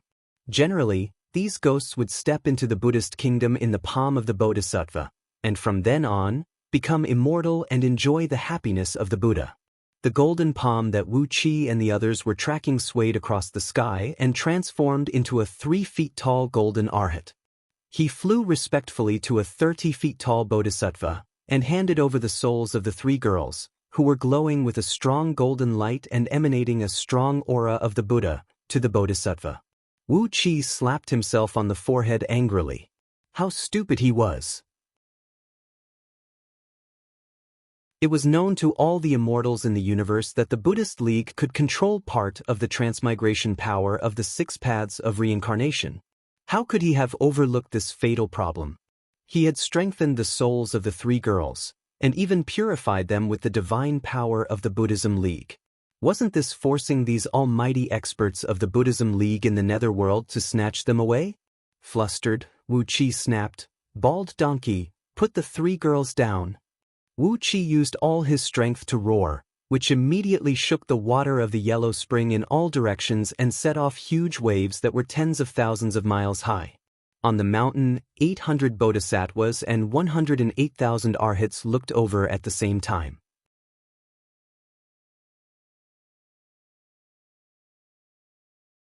Chapter 842.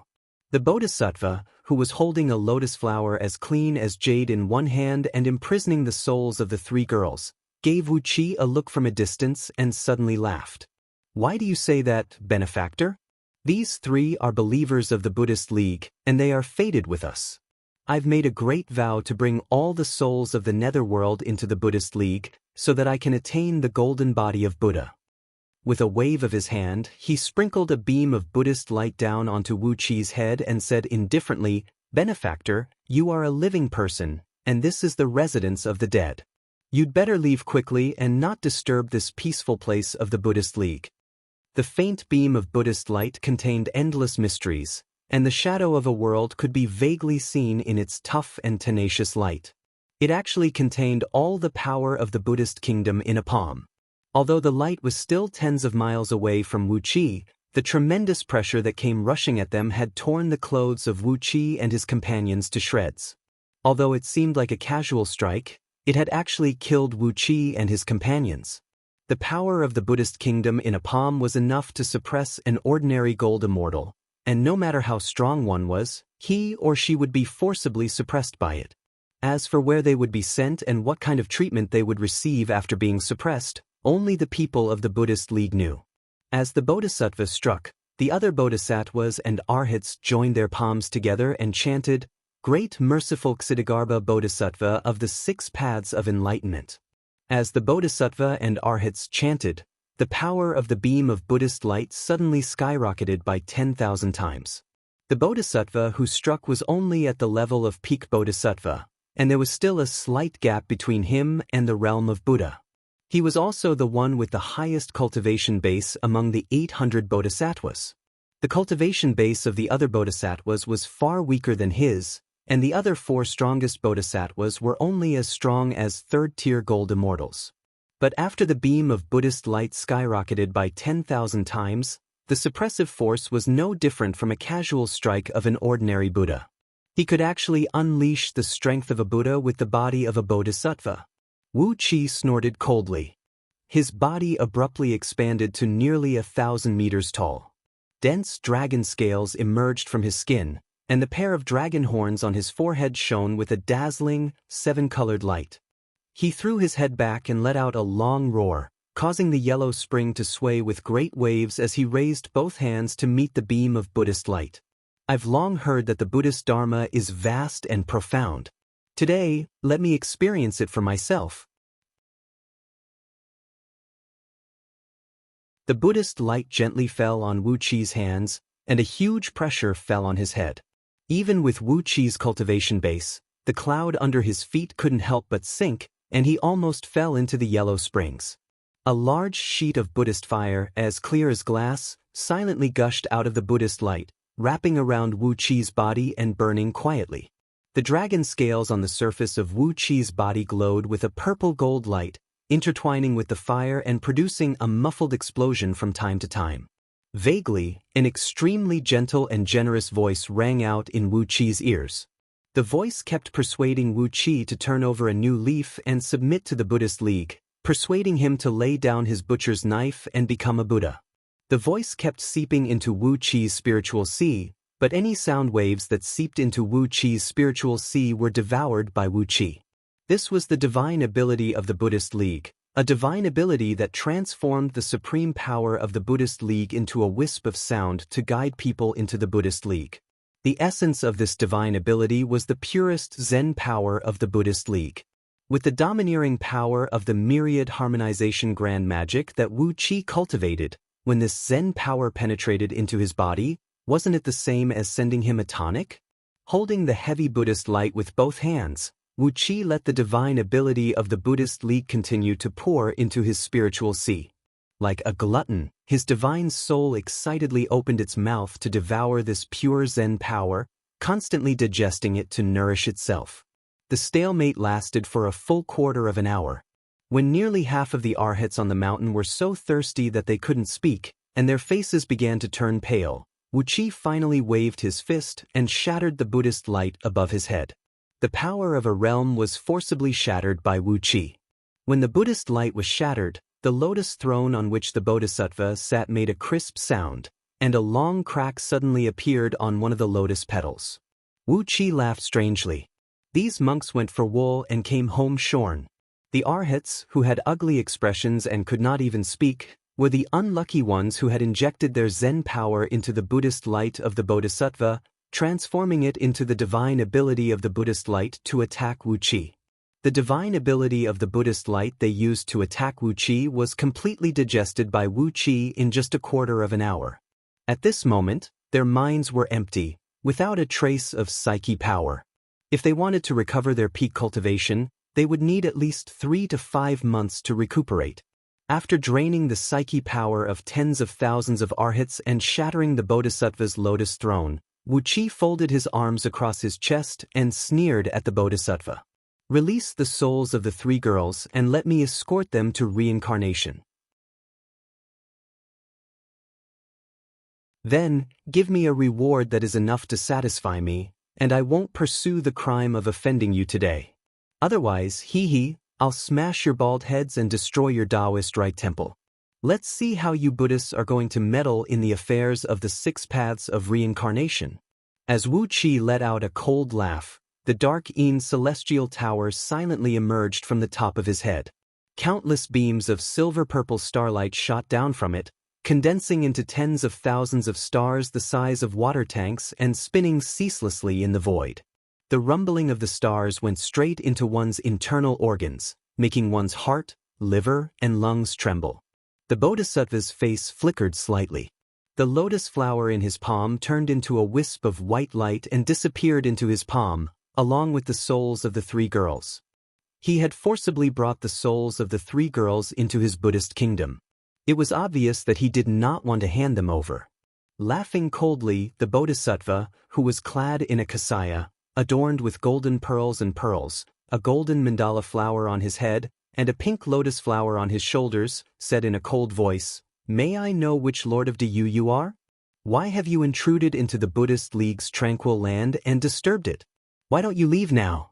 Are you trying to cause a conflict between the Buddhist League and Diyu?" Wu Qi was struck dumb. With the dark Yin celestial tower hovering over his head, he could exercise the dragon kill. With this appearance, he had killed 3 Buddhas, robbed Buddha Futu, and killed tens of thousands of cultivators of the Buddhist League. His appearance should have been widely known in the Buddhist League, shouldn't it? And yet, this Ksitigarbha Bodhisattva Ksitigarbha did not know who he was? Moreover, he only accused Wu Qi of trespassing into his Buddhist League's tranquil land. Why didn't he say that his men had kidnapped Wu Qi's people? With a cold snort, Wu Qi clenched his teeth and said, "I'm the king of East Sea of Diyu. A few months ago, I was still the Marquis of East Sea Province of Diyu, Tan Lang." Upon hearing Wu Qi's title, the Bodhisattva just shook his head and said, "King of East Sea? I've never heard of your name. No matter who you are, as long as you leave the netherworld, I can forgive you for trespassing into the Buddhist League's tranquil land today." Wu Qi was stunned. He looked at the Bodhisattva in astonishment. He was thick-skinned, but he refused to mention anything about Yu Ji and the other 2 girls.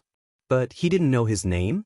Since he had killed 3 Buddhas and robbed Buddha Futu, Lord Buddha Amitabha should have put him on the wanted list. So, why didn't he react at all when he heard his name? Off to the side, Ao Buzan muttered, "Is this guy Ksitigarbha? Lao Tzu has heard of his name. He is older than the current Lord Buddha Amitabha of the Buddhist League."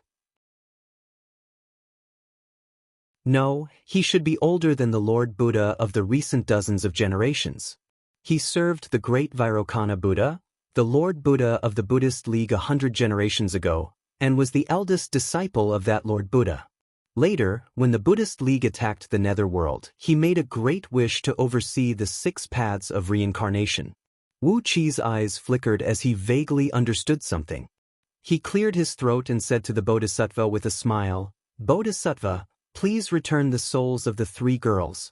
Although I'm overseeing the East Sea, I have a few close friends of the Buddhist League, such as Buddha Futu, who is my closest friend through life and death." With a flip of his palm, Wu Qi pulled out the string of golden beads he had robbed from Buddha Futu. "Look," he said to the Bodhisattva with a smile, "this is a gift from Buddha Futu to me after I was conferred the title of King of East Sea." The string of golden beads was a Buddhist treasure personally crafted by Amitabha for Buddha Futu. As soon as Wu Qi took it out, auspicious clouds swept across thousands of miles, and a torrential Buddhist light illuminated the sky. Even the surging water of the yellow springs suddenly became as clear as a mirror. The other bodhisattvas and arhats all turned to look at Ksitigarbha of the 6 paths, but the bodhisattva just glanced at the Lord Buddha with a mocking smile on his lips. He shook his head and said, "You're mistaken, benefactor. One thing is another, and 2 things should not be confused. What I'm discussing with you is the great sin of trespassing on the pure land of the Buddhist League. Even if you know a few juniors of the Buddhist League, it can't wash away your great sin." Upon hearing that, Wu Qi's mind was as clear as a mirror. Calling Buddha Futu a junior? This Ksitigarbha sure has guts. Obviously, he and the current Lord Buddha, Amitabha, are not the same kind of people, so there is no need for him to use these little tricks to deceive him. After shoving the beads back into his interstitial world, Wu Qi pointed at the Bodhisattva and snapped, "Bald donkey, I'll ask you one last time. Are you going to hand over the souls of the 3 girls or not? If you do, I'll turn around and leave right away. If you don't..." The Bodhisattva sneered, rolled his eyes, and snapped, "The Buddhist League is unlucky to have an unfilial disciple collude with an arrogant man like you. Somebody, Activate the 6 paths mandala formation and help me release these villains from purgatory. After pondering for a moment, the Bodhisattva went straight to the point and said, "That string of beads is the supreme treasure of the Buddhist League. How can we let it fall into the hands of outsiders? Quickly kill these villains and welcome the string of Buddhist treasures back to the Buddhist League." Aobuzan was so angry that he cursed, "Bald donkey, if you want to kill and rob, just say it. Why do you have to make it sound so nice?" With a clang, Aobuzan pulled out his custom-made machete. The Bodhisattva's expression remained unchanged as he said with a faint smile, "Nonsense, evildoer. I'm just eliminating the evil and defending the Tao. 6 paths mandala formation, arise." As the Bodhisattva gave a loud cry, a great sheet of light suddenly rushed out of the huge light wheel of the 6 paths of reincarnation in the distance. The mountains under the feet of the Bodhisattvas and Arhats trembled, while dozens of giant beasts slowly broke out of the mountains and soared into the sky, slowly merging into the light wheel. A formation shaped like a mandala flower trapped Wu Qi and his companions in it. Then, the Bodhisattva flew up into the sky with the other Bodhisattvas and Arhats, occupying all the vital points of the formation. Before Wu Qi and his companions could say a word, flowers condensed from the Buddhist League's flame of purification fell like raindrops. A terrible heat swept over and burned Xiangyu's long hair into ashes. Without giving Wu Qi and the others any chance to speak, Wu Qi was shocked to see that these disciples of the Buddhist League were so overbearing and strong.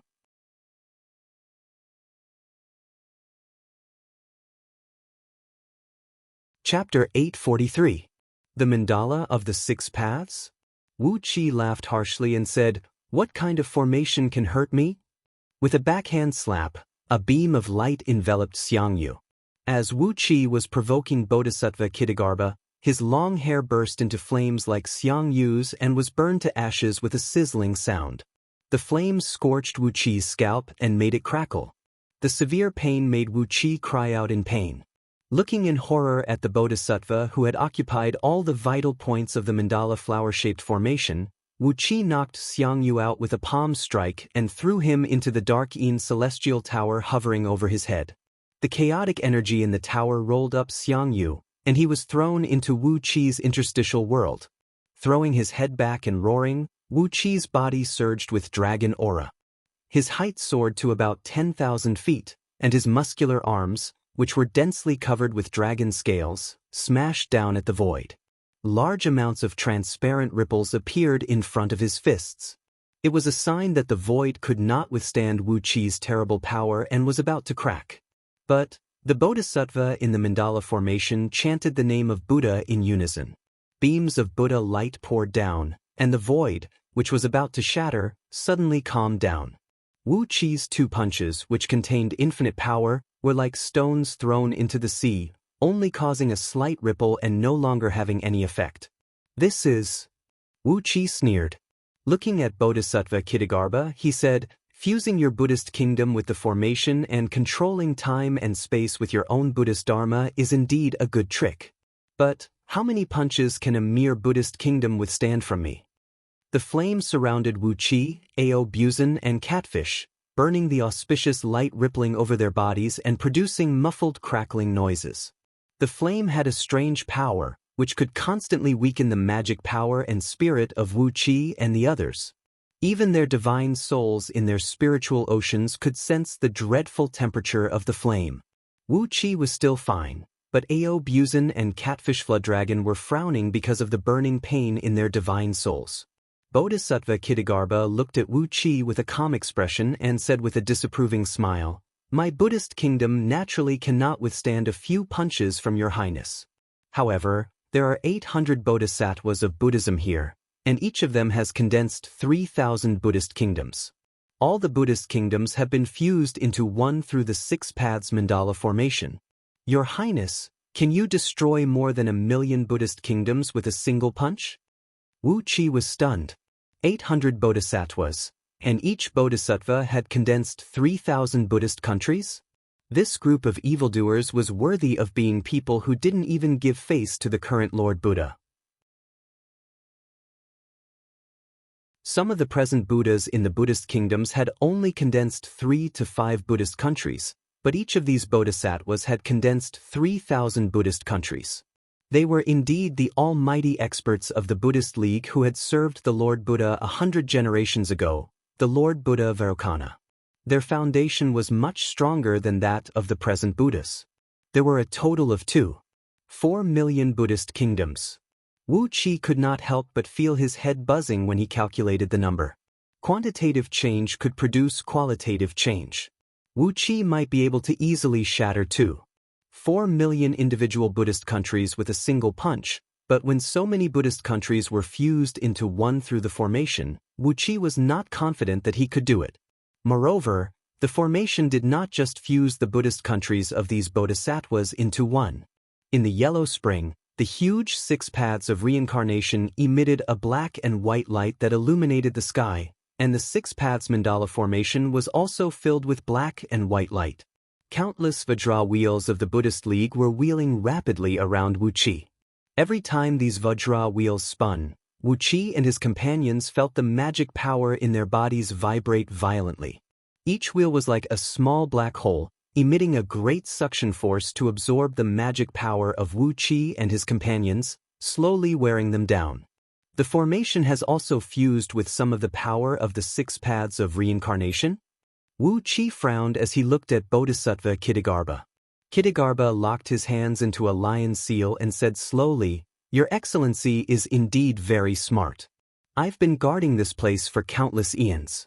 Although I can't become a Buddha because of my oath, I've mastered 30% of the mysteries of the heavenly Tao of the 6 paths of reincarnation. I've fused these mysteries into the 6 paths mandala formation. Unless Your Excellency has the mighty ability to break the reincarnation, you can't get out of this formation." The bodhisattvas of the Buddhist League all laughed. Each of them grinned, revealing 2 rows of white or golden front teeth. The power to break the reincarnation? Only existences in the realm of Tao reasoning could have the power to break the reincarnation. Below this realm, even someone as strong as Kittagarbha could only use a part of the power of the 6 paths of reincarnation, and he dared not say that he could destroy it. After all, the 6 paths of reincarnation was derived from the first wisp of innate reincarnation aura, which contained the mysteries of the heavenly Tao and the great power that ordinary people could not compare with. Wu Qi stared fixedly at Bodhisattva Kittagarbha. The pure fire burning on his body made his muscles ache. This kind of fire was not recorded even in the great light indestructible Amitabha treasure scripture. It should be some kind of Buddhist flame that Bodhisattva Kittagarbha had comprehended himself. It had an extremely high temperature, a wonderful power that attacked both the fleshly body and the divine soul, and could constantly wear down the blood essence and magic power inside the body. All these attributes made this Buddhist flame extremely overbearing, even more so than several kinds of innate divine flames. The innate divine flame only had the word pure in it. Any kind of innate divine flame was extremely pure and contained extremely mysterious magic power. The Buddhist flame in the 6 paths of mandala formation, on the other hand, had the essence of overbearing, and its lethality was extremely amazing. Bodhisattva Kittagarbha looked at Wu Qi and laughed. He nodded and said, "Your Highness, there is another way out. I happen to lack an alms bowl holding Buddha by my side.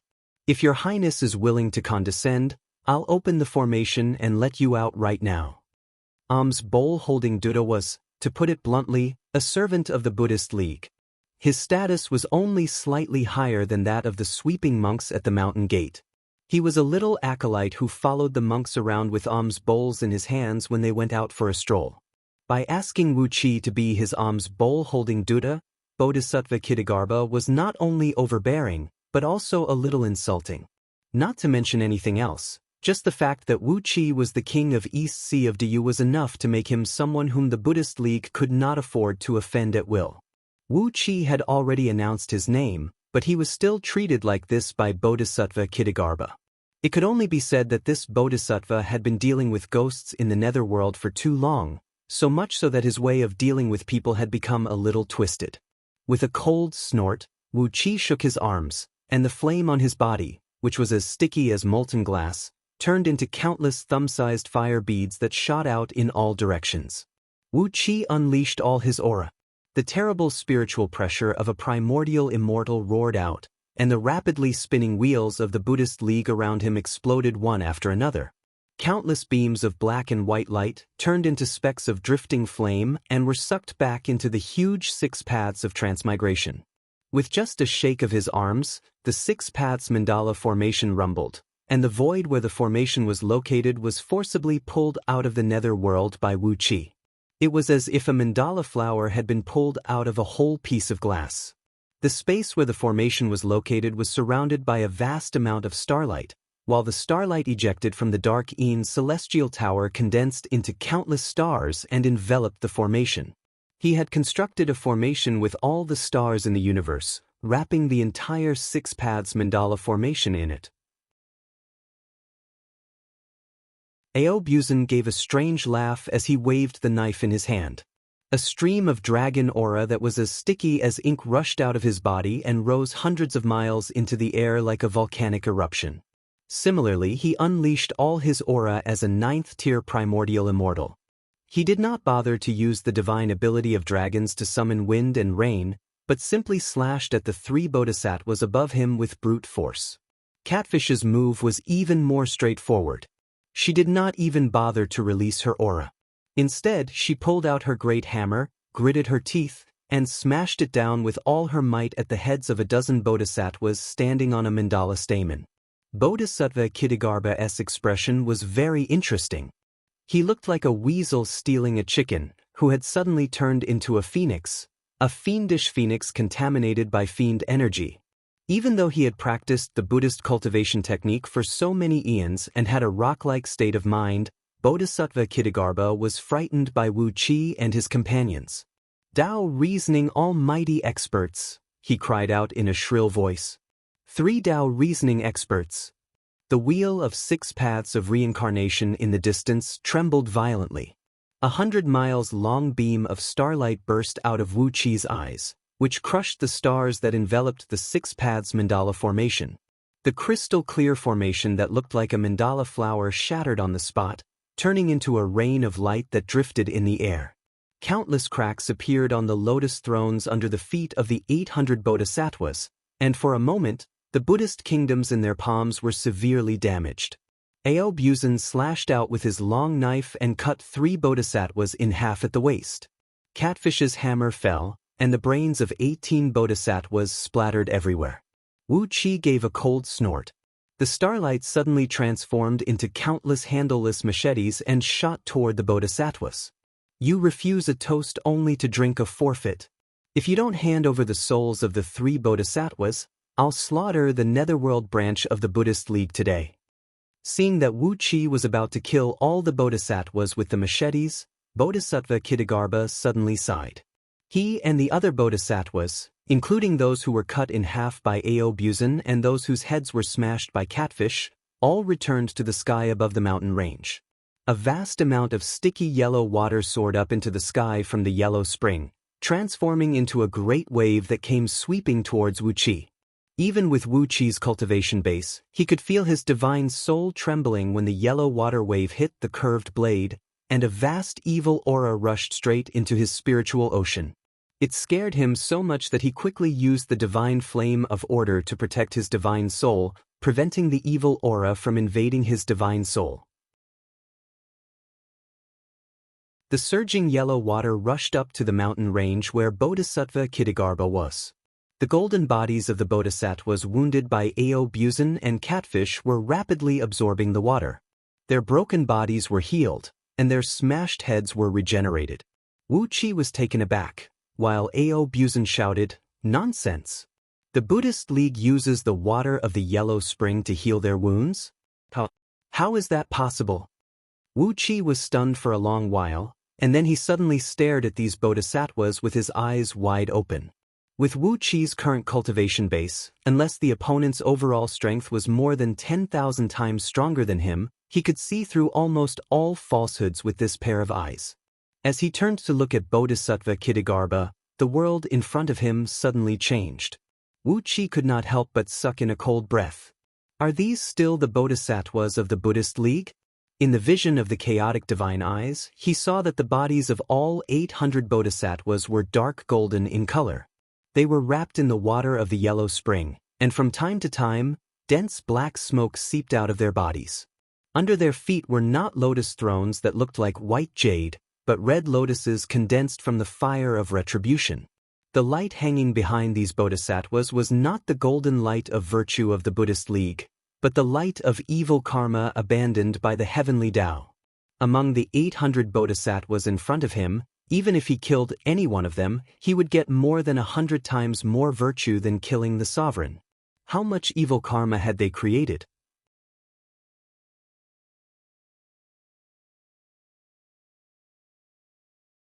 Chapter 844. Buddhas and Bodhisattvas of the Buddhist League, with the exception of those low-ranking arhats, who did not receive very good treatment, but when they went out for a walk, they would shine with a golden light and be covered with auspicious clouds, and the golden light of virtues behind their heads would be so dazzling that it could blind the eyes of those who looked at it. Because they possessed great virtues, they could blend with the heavenly Tao and not be violently rebounded by it.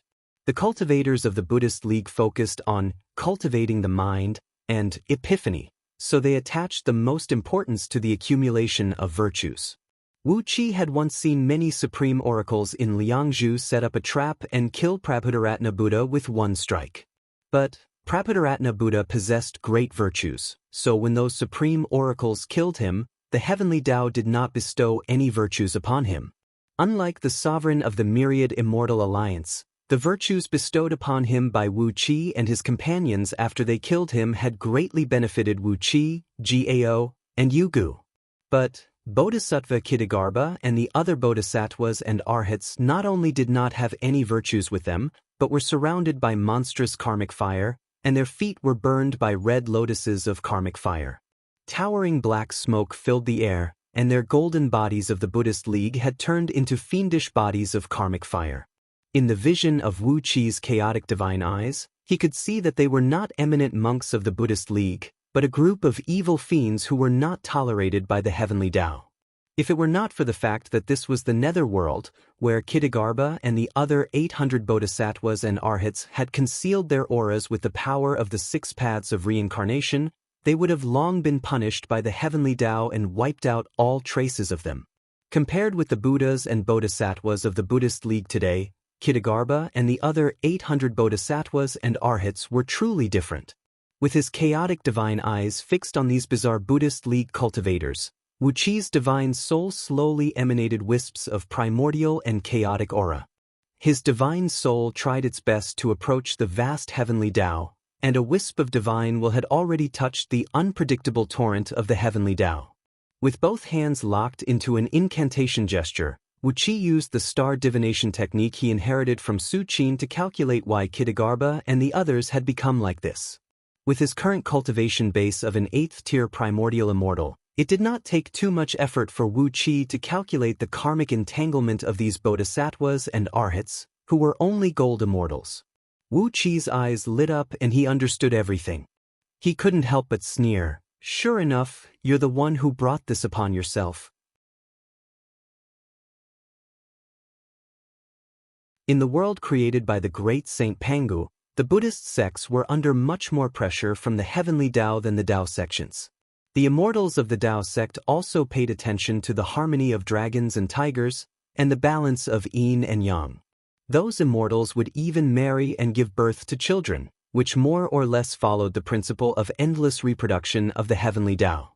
Therefore, although the immortals also did not accept the heavenly Tao, after all, they also followed part of the heavenly Tao, and the pressure they suffered was much less than that of the Buddhist sections. The Buddhist sects, on the other hand, only focused on their own cultivation base, and strived to cultivate themselves into an indestructible, bright, and indelible Vajra relic. Although the Buddhist sects had the art of dual cultivation, it was only a cultivation technique. When had anyone ever seen the Buddhas who practiced the art of dual cultivation produce offspring? Therefore, the cultivation technique of the Buddhist sects could be regarded as the ultimate art of cutting off offspring. The pressure the heavenly Tao exerted on the Buddhist cultivators was far greater than on the Tao sect cultivators. Therefore, since the emergence of the primitive era and the Buddhist sects, the Tao sect had been prosperous while the Buddhist sects had declined.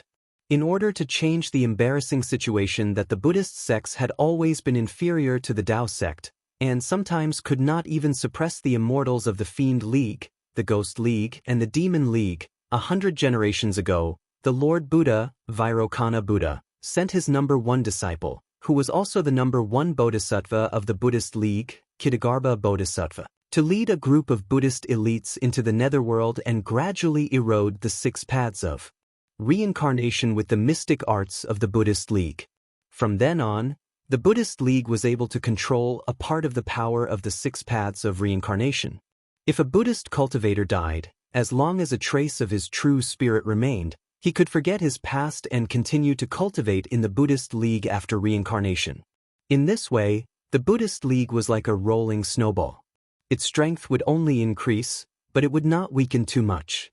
After dozens of eons, the effect of this move had gradually manifested. The power of the Buddhist League became stronger and stronger, and gradually had the momentum to suppress the Fiend realm, the Ghost realm, the Demon realm, and the other realms, gradually catching up with the power of the Tao sect. However, during an apocalypse of heaven and earth, the leader of the Buddhist League's resurgence, the great Vairocana Buddha, died. Apart from leaving behind a golden body of an ancient Buddha, his soul entered the transmigration and began to cultivate again as a mortal.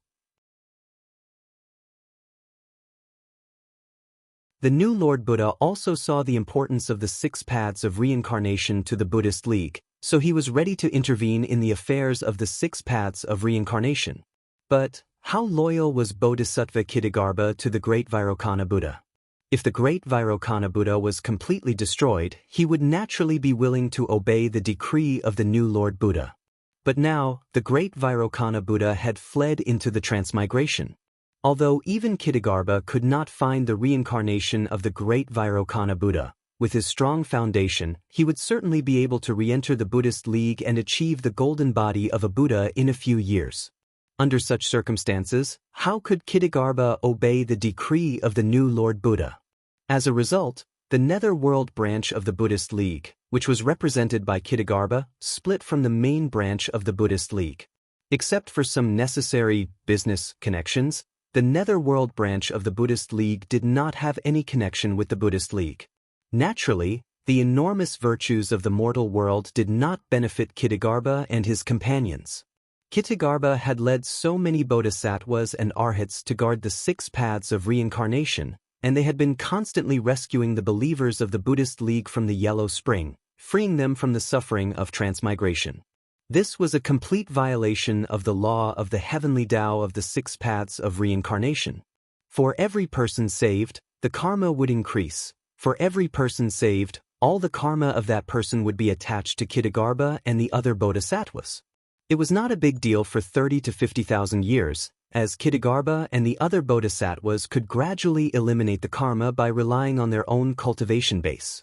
But over the years, since the birth of the great Vairocana Buddha, the Buddhist League had changed 100 Lord Buddha, and each Lord Buddha had been in charge of the Buddhist League for 3 to 5 eons at least, and 7 to 800 eons at most. How many people had Kittagarbha and his companions rescued from the Yellow Spring during such a long period of time? How many people had they saved from the suffering of transmigration? How much karma had they accumulated, and how much hatred did the heavenly Tao have for them? However, Kittagarbha was stubborn. He only recognized the great Vairocana Buddha. The current Lord Buddha, Amitabha, had personally visited him 9 times to persuade him to temporarily submit to him. But every time, Amitabha was scolded and driven out of the netherworld by Kittagarbha. With his relationship with the main branch of Buddhism, it was obvious that he had no fate with the enormous amount of merit in the mortal world. Therefore, these pitch-black bodhisattvas appeared in front of Wu Qi, emanating monstrous evil karma. The natal relics of these bodhisattvas had been soaked by the karma, and such a strong and violent karma had even become an extremely powerful divine ability for them. If an ordinary Buddha was contaminated by the karma of these bodhisattvas, his golden body would be contaminated, and his divine soul would be burned to ashes by the red lotus karmic fire. After releasing the incantation gesture, Wuqi looked at the 800 bodhisattvas in the distance, who had regrouped and regained their full combat strength, and said with a sneer, "So, you are also a bunch of unlucky fools. What? If the great Vairocana Buddha did not show up, would you have been living with this golden body condensed of karma?" Kitagarbha's expression flickered slightly. Looking at Wuqi, he said with a sneer, "You are indeed a primordial expert. I can't believe you have figured out our background in such a short time. But so what if you know the truth about us? Over the years, our divine souls have fused with the 6 paths of reincarnation, and our golden bodies have fused with the yellow spring of the netherworld. Unless the 6 paths of reincarnation are broken and the yellow spring dries up, you can't destroy our divine souls or our golden bodies." With a wave of his hands, 2 heavenly king fiend slaying swords condensed entirely from the red lotus karmic fire appeared in his hands. "No one can hurt us in the netherworld," Kitagarbha said indifferently to Wuqi. "Not even the current Lord Buddha has the ability to hurt us in the netherworld. Don't you think it's ridiculous that 3 low-grade primordial immortals want to suppress the netherworld branch of the Buddhist League?" As Kitagarbha laughed, the 800 bodhisattvas removed the illusions and revealed their true forms. Standing on the red lotuses of fire, 800 black bodhisattvas, each 100 miles tall and shrouded in towering black smoke and boundless red karmic fire, slowly approached Wuqi with divine weapons condensed from red lotus karmic fire.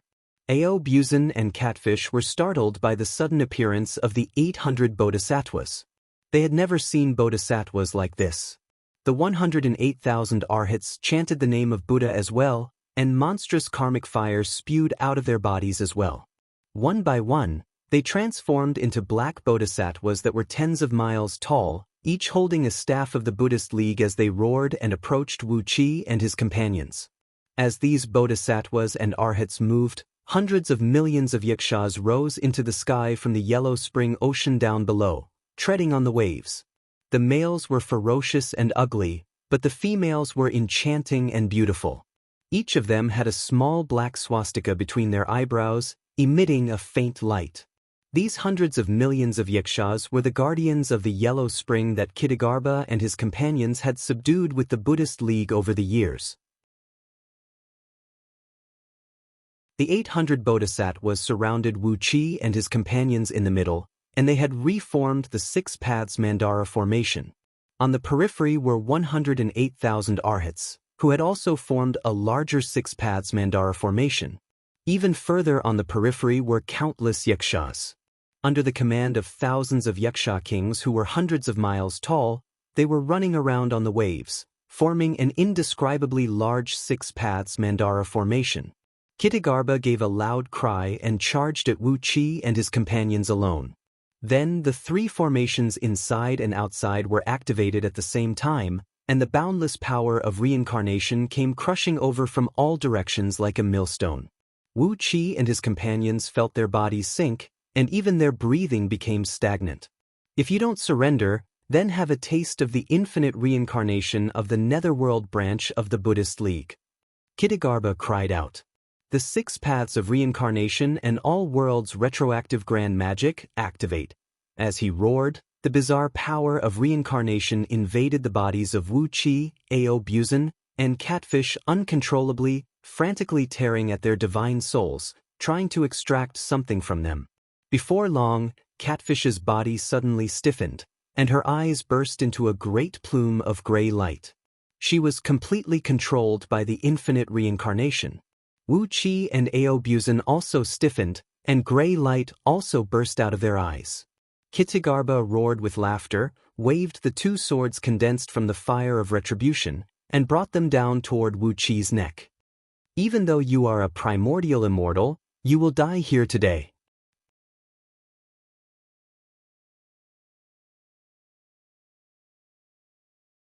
Chapter 845. The hammer in Catfish Flooddragon's hand fell powerlessly, sinking all the way into the deep yellow spring ocean. As the sledgehammer fell, a few unlucky yakshas happened to block its path due to the change in the formation. Accompanied by mournful howls, these unlucky yakshas were smashed into minced meat by the sledgehammer and fell down along with it. A gray light burst out of Catfish Flooddragon's eyes, and amidst the light was a gray tiger, curled up on the top of a mountain and yawning lazily. Before long, the light and shadow changed again, and the tiger was caught up into the sky by an extraordinarily handsome black eagle. The eagle's hard and sharp beak pierced into the tiger's head, lifting the top of its skull. Then, a muffled grunt rang out, and a series of inch-deep wounds appeared on Catfish Flooddragon's back, from which blood kept flowing out. Judging by the look of the wounds, they looked like they were scratched by some fierce birds like eagles or eagles.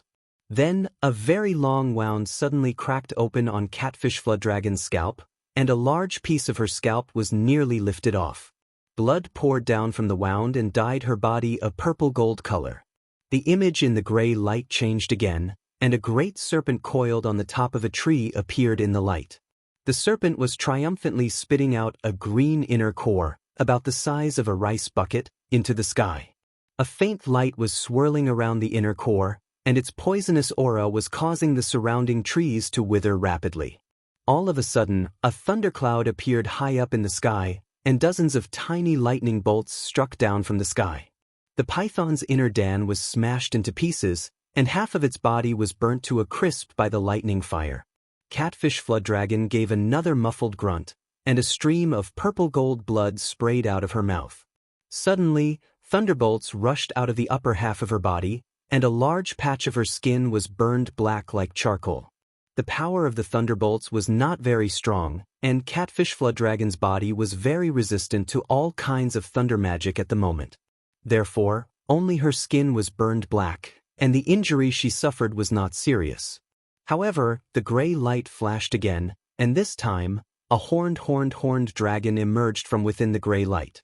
This pitch-black horned dragon was tied up by tens of golden chains on a blood-stained, ancient-styled stone platform, which was decorated with patterns of countless aquatic creatures. A tens of meters tall, golden-armored divine being stood beside the cage, wielding his axe and chopping off the horned dragon's head. Amidst the gray light, the dragon head flew up into the air and blood splattered in all directions, while a clear line of blood appeared on Catfish Flooddragon's neck. A large amount of blood turned into a thin curtain of blood and shot out in all directions, producing rustling noises that sounded like the wind blowing through the woods. The blood line went half an inch deep into Catfish Flooddragon's neck and circled around her neck. If it had gone any deeper, her neck bones would have been cut off, and that would be a fatal injury. This was the power of the infinite reincarnation formation.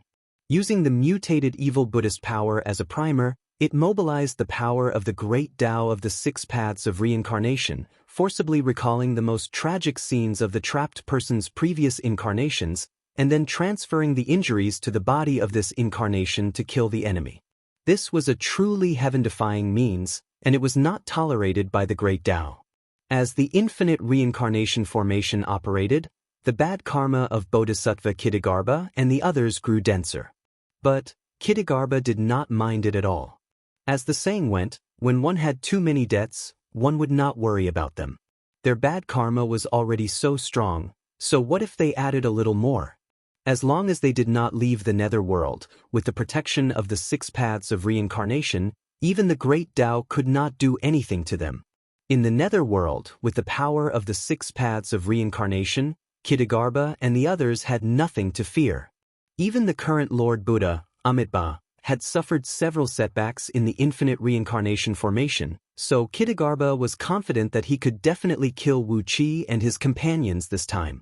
The swords condensed of the fire of retribution were less than 3 feet away from Wu Qi's neck. Bodhisattva Kittagarbha looked complacently at Catfish Flooddragon, who was severely wounded, and at the tragic scenes of her dying moments that kept appearing in the gray light screen. Catfish Flooddragon's body was already covered with wounds, many of which almost pierced through her and tore her to pieces. The primordial immortal was nothing more than this. Bodhisattva Kittagarbha burst out laughing. As long as he had not reached the realm of Tao breaking, how could a mere Tao reasoning expert resist the power of the great Tao of the six paths of reincarnation?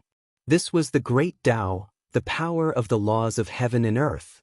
Even Amitabha, a first-tier primordial immortal, could not withstand the power of the great Tao of the 6 paths of reincarnation, let alone 3 lower-tier primordial immortals. Bodhisattva Kitagarbha, who was laughing aloud, opened his eyes and looked curiously at Xiang Ao through the gray light that shot out of his eyes. He was curious about what strange creatures were in Ao Buzan's reincarnation, and he wanted to see how Ao Buzan would be devoured alive by the infinite reincarnation formation. As soon as he looked over, Bodhisattva Kitagarbha shuddered and almost threw away the 2 swords in his hands. There was only a chaotic void in the gray light that shot out of Ao Buzan's eyes. In the boundless chaotic world, a black dragon, hundreds of millions of miles long and indescribably huge, was lying on the body of a huge creature who threw its head back and roared, happily carrying on the business of carrying on the family line. The gigantic creature that was being raped looked like an extremely beautiful woman, but she had 6 golden wings on her back. Gentle golden light was released from the wings, breaking open a huge bright golden space in the chaotic world around her. The black dragon had 18 pairs of horns and 9 pairs of claws, each of which had 9 claws. Shaking his head, he grabbed the beautiful woman's hands and feet, then wrapped his long body around her, firmly suppressing her in midair. He did whatever he wanted, causing the surrounding void to tremble. The woman's eyes grew wider and wider. At last, she gritted her teeth, and a beam of golden light shot out of the center of her brows. Then her whole body exploded. Caught off guard, the black dragon was also blown to pieces by the self-detonation of the woman. With the explosion, Ao Buzan's skin cracked, and he was covered in blood. Blood sprayed out of his mouth, and Ao Buzan howled in pain. Bodhisattva Kitagarbha had no time to kill Wu Qi. Staring at the scene coming out of Ao Buzan's eyes, he snapped, "This guy is actually the reincarnation of Arko Zhu Long, who was born in the primordial world. Good heavens, this guy is the ancestor of all dragons in the world." Even with Kitagarbha's cultivation base, he was so frightened that he cried out, "Good heavens!" This showed how terrifying the identity of Arko Zhu Long was. The light in Ao Buzan's eyes flickered, and the next moment, a fat black dragon appeared in the light screen. It had 4 claws, each with 9 claws. Judging by its appearance, it was a direct descendant of the bloodline of the divine dragons, which had the highest status among all dragons. The black dragon sneaked to a hot spring that was spewing boundless heat and shrunk its body into the size of a small loach. Before long, a beautiful silver-haired woman came to the hot spring, accompanied by many gods and divine beasts. After those gods and divine beasts searched every corner of the surroundings, the silver-haired woman drove them away, took off her clothes, and entered the hot spring with a smile on her face. The black dragon hiding in the hot spring leaped up and threw himself on the silver-haired woman with a strange laugh. The previous scene replayed. The black dragon was on top of the woman, his body heaving up and down desperately. The woman screamed, and countless gods and divine beasts in the surroundings rushed over in panic. The next scene that appeared was that the black dragon was tied to a cyan metal platform. An old man in a white imperial robe gritted his teeth and personally chopped the black dragon into pieces with a bone knife. Then he used its spine to forge a storage ring and sealed its soul in it. Countless fine arrows of blood sprayed out of Ao Buzan's body. His muscles cracked piece by piece, but soon healed. A terrible pressure that made one's heart palpitate slowly spread out of Ao Buzan's body, and his turbid and lifeless eyes suddenly shone with a bright light. A shrill dragon roar rang out as Ao Buzan flew up and punched the dumbfounded Bodhisattva Kitagarbha in the chest, sending him flying tens of thousands of miles away. Ao Buzan laughed strangely and said, "Lao Tzu knew Lao Tzu's lineage was noble and extraordinary. I can't believe Lao Tzu is the reincarnation of Arko Zhu Long. Haha, so those little loaches are the offspring of Lao Tzu?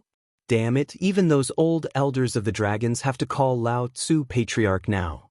Excellent, excellent. Bald donkeys, Lao Tzu will kill all of you today as a token of his gratitude." Ao Buzan's skin regenerated rapidly, and dark scales kept emerging from under it. With a lascivious look in his eyes, Ao Buzan quickly glanced at the 800 bodhisattvas around him and suddenly growled, "Why are they all male bodhisattvas? Not even a single female bodhisattva? Are you still human? Not even a single female bodhisattva? How is Lao Tzu going to celebrate the recovery of Lao Tzu's memory of his previous life? You. Well, quickly transform into a few female bodhisattvas. The faces of the surrounding bodhisattvas turned livid. Kitagarbha, who was knocked flying away, coughed up a mouthful of blood and cried out in a hoarse voice, "Activate the formation with all your strength and kill this evil dragon." Damn it, how could he be the reincarnation of Arko Zulong? How could he be the reincarnation of Arko Zulong? Just as Ao Buzan was roaring and Kitagarbha was howling, something strange happened in Wu Chi's place. In the gray light screen, a thin old man in a green Taoist robe, sitting cross-legged in the chaos, slowly appeared. The old man suddenly took a step forward and came to a continent that was still in a primordial state. He walked slowly on the continent, picking all kinds of rare innate spirit herbs. One day, when he passed by a spirit mountain, he happened to encounter a small white mouse with a pair of wings on its back. It was secretly eating a spirit herb, but it was tightly entangled by a crimson poisonous snake. With a wave of his hand, the old man killed the viper, then took out a spirit pill and fed it to the white mouse with a smile. The muddle-headed white mouse's injuries were healed, and with the help of the pill, it gradually developed a trace of intelligence in the future. Then, light and shadow flickered, and the old man clashed with dozens of hazy figures in front of an unusually magnificent palace. Those figures waved their hands at the same time, causing the void to collapse. The old man was smashed to pieces by the joint attack of these people, and his soul was gone. Only a tiny particle of his soul escaped into the transmigration, plunging into the endless cycle of transmigration. Seeing this, Bodhisattva Kitagarbha was so angry that he coughed up blood. He slapped himself hard in the face. Wu Chi closed his muddle-headed eyes, and when he opened them again, there was a very strange gleam in them. He nodded to Kitagarbha with a smile and said, "Thank you for awakening the memory of my previous life, fellow Taoist." After pondering for a moment, Wu Chi shook his head and said, "Old man Yuan Ling? This Taoist name seems to be a minor character. No wonder he was killed by those people." With a strange laugh, a vast and unpredictable primordial aura as vast and unpredictable as that of Ao Buzan slowly drifted out of Wu Chi's body.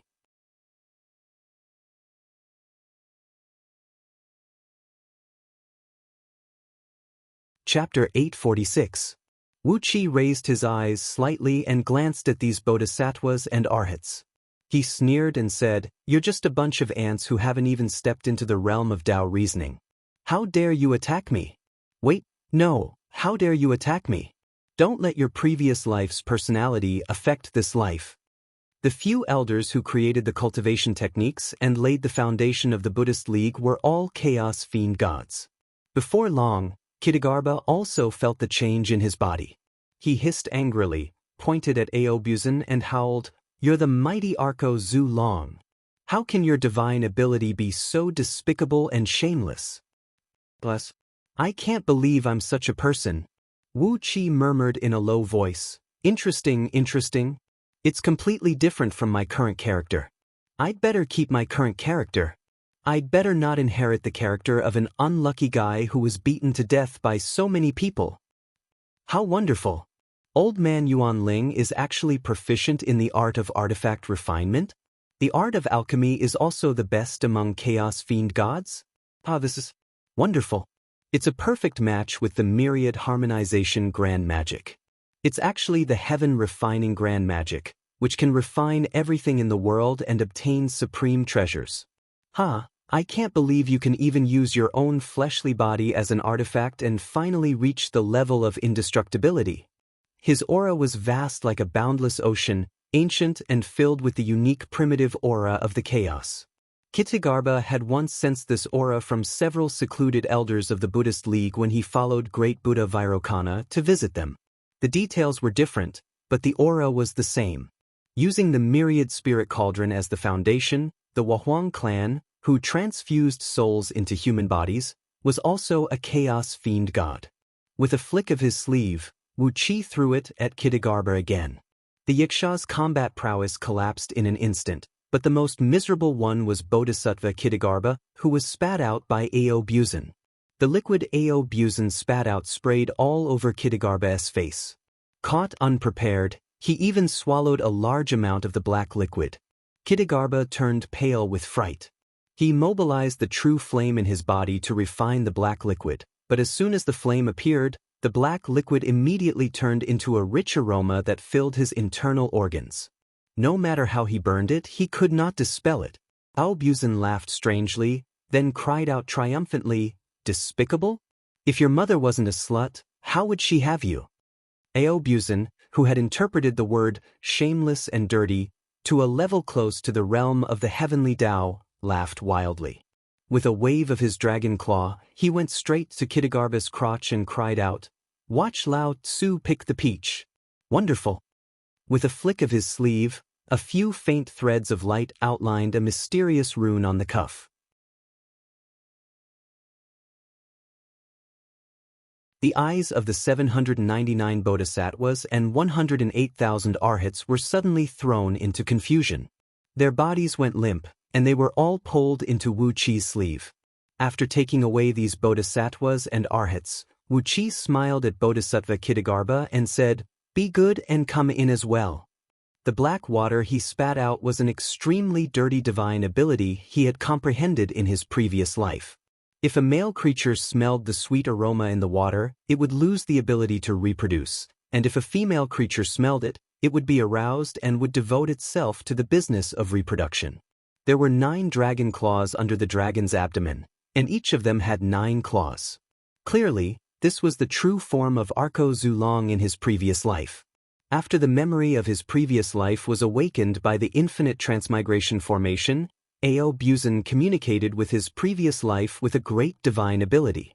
Although he could not restore the infinite divine ability of his previous life, he had pushed his fleshly body to a level no different from the perfect dragon body of his previous life in a flash.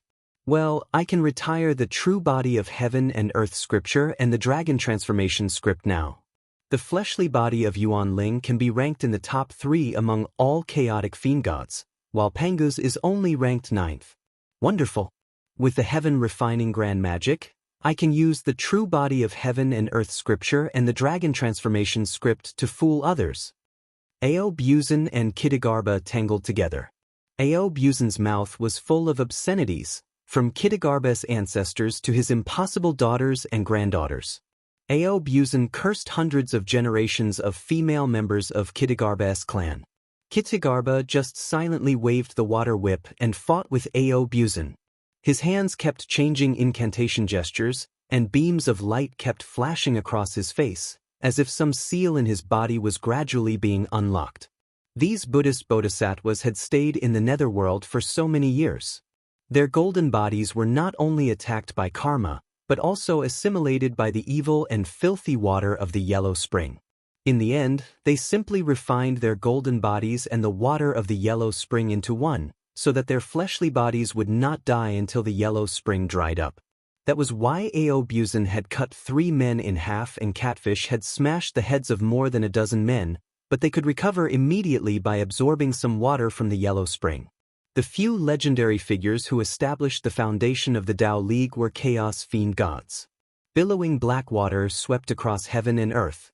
Apart from Bodhisattva Kitagarbha, the first to suffer were the countless yakshas of the yellow spring. With pale faces, the male yakshas reached out their hands to touch their nether regions. After smelling the subtle fragrance, their nether regions began to shrink rapidly and turn cold. Before long, their family jewels were as cold as ice. Kitagarbha's face turned blue with anger. Ignoring the bizarre changes in his body, he clenched his teeth, chanted the name of Buddha, and used the Buddhist divine ability to subdue demons to fight with Aobuzan. With a sway of his body, Kitagarbha's body swelled to hundreds of miles tall and transformed into the Dharma idol with 6 heads and 18 arms. The boundless water of the yellow spring rolled up and turned into dozens of water whips that lashed at Aobuzan. The great Saint Pangu, who had established the Pangu world and allowed so many living beings to thrive, was a chaos fiend god. Tisk, why are you so vengeful?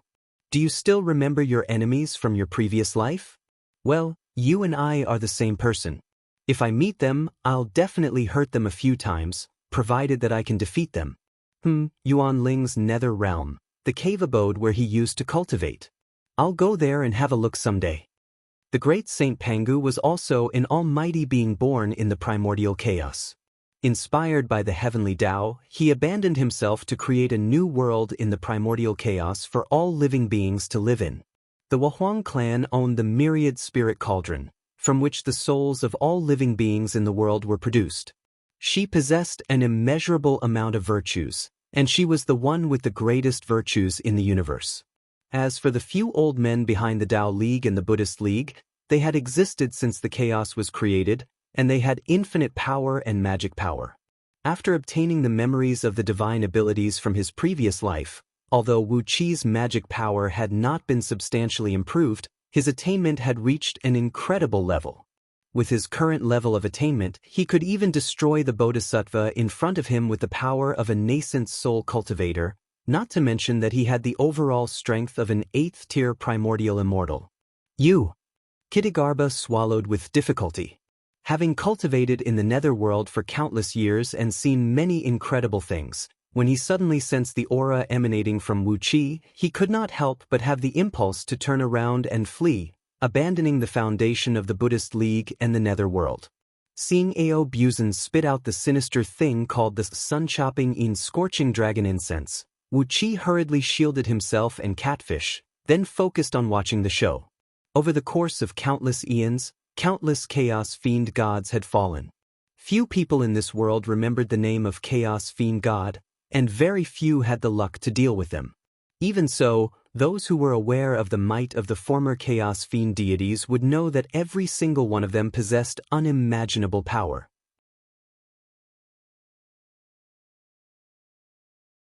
They were not existences that present-day cultivators could hope to fight against.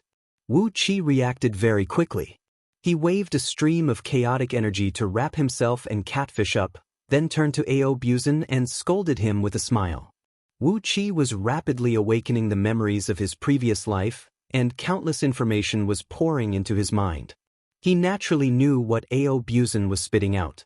In those days, Arko Zulong was notorious among the Chaos Fiend gods, and he had even caused thousands of male primordial fiend gods to besiege and annihilate Arko Zulong. In Wu Qi's previous life, Yuan Ling had also joined in the action.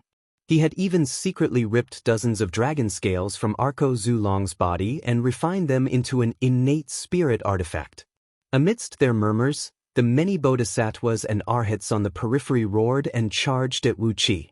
There was only one kind of existence who could have such an aura, an innate being born in the primordial chaos before the great Saint Pangu created the world, which was also the so-called Chaos Fiend gods by today's immortals, Buddhas, and many other living beings. But, before he could put his impulse to flee into action, Ao Buzan had already made a decision for him. With a deafening dragon roar, a 1,000-mile-long, pitch-black, 9-clawed divine dragon wrapped in a thick black mist appeared in midair. With a twist of his body, he came in front of Bodhisattva Kitagarbha, opened his mouth, and sprayed out a stream of black water that came with a faint, slippery aroma.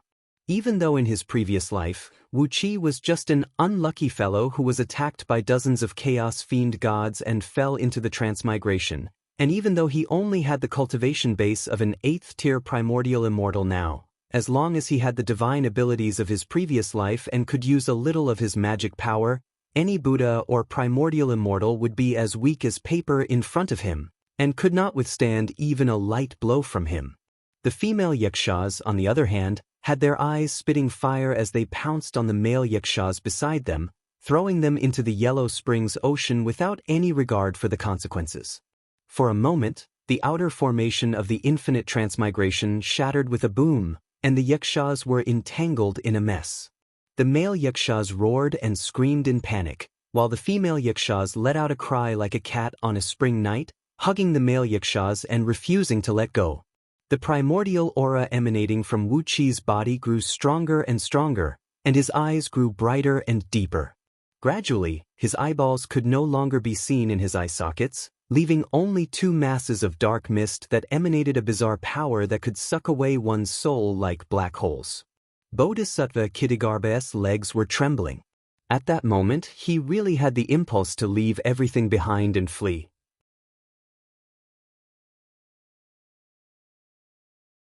At this moment, Kittigarbha had unleashed the monstrous water of the yellow spring to fight Aobuzan. Dozens of water whips larger than Aobuzan swept across the sky, forcing Aobuzan to dodge and not daring to touch the water. No matter how filthy and obscene Aobuzan was, he did not dare to be careless in the face of the filthy and evil water of the yellow spring. Even though his dragon body was not afraid of the water, it was like a living man would not jump into a cesspool for no reason. It had nothing to do with his strength, but his obsession with cleanliness.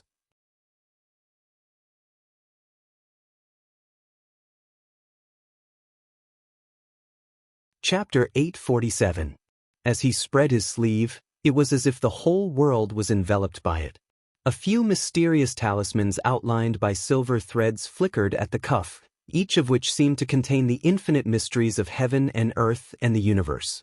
A great suction force came from the sleeve, which was as dark as a black hole. With a sway of his body, Bodhisattva Kittigarbha was about to fly into the sleeve. Wu Qi had only used the immortal energy of a 36-tier heaven immortal for this move. After inheriting the memories of his previous life, Wu Qi's cultivation base had reached an incredible and unpredictable level. Even though he had not mastered all the knowledge of his previous life, his cultivation base had broken through the realm of primordial immortals and reached the realm of Dao breaking, which was higher than the realm of primordial immortals. A person with a low cultivation base was like killing a person. A person with a low cultivation base was like a child.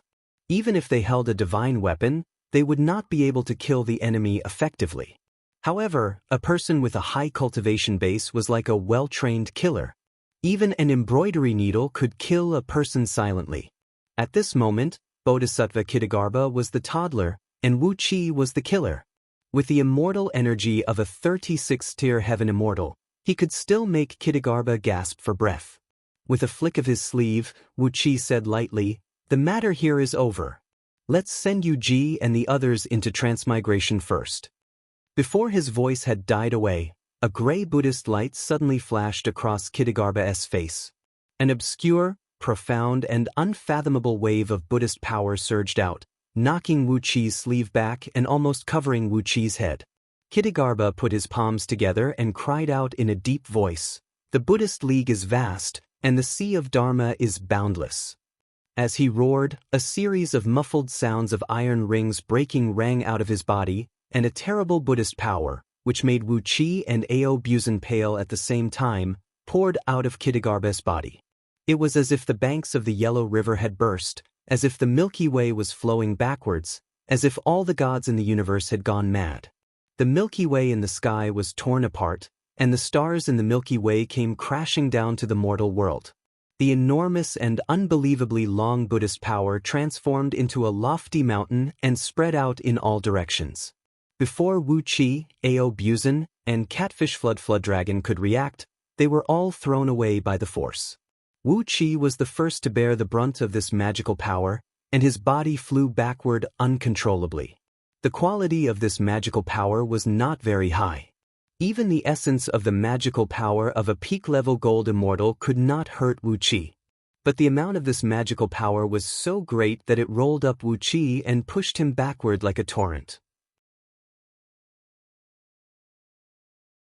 Wu Qi tried to stabilize his body with 18 restrictive spells, but the gray magical power came whistling over.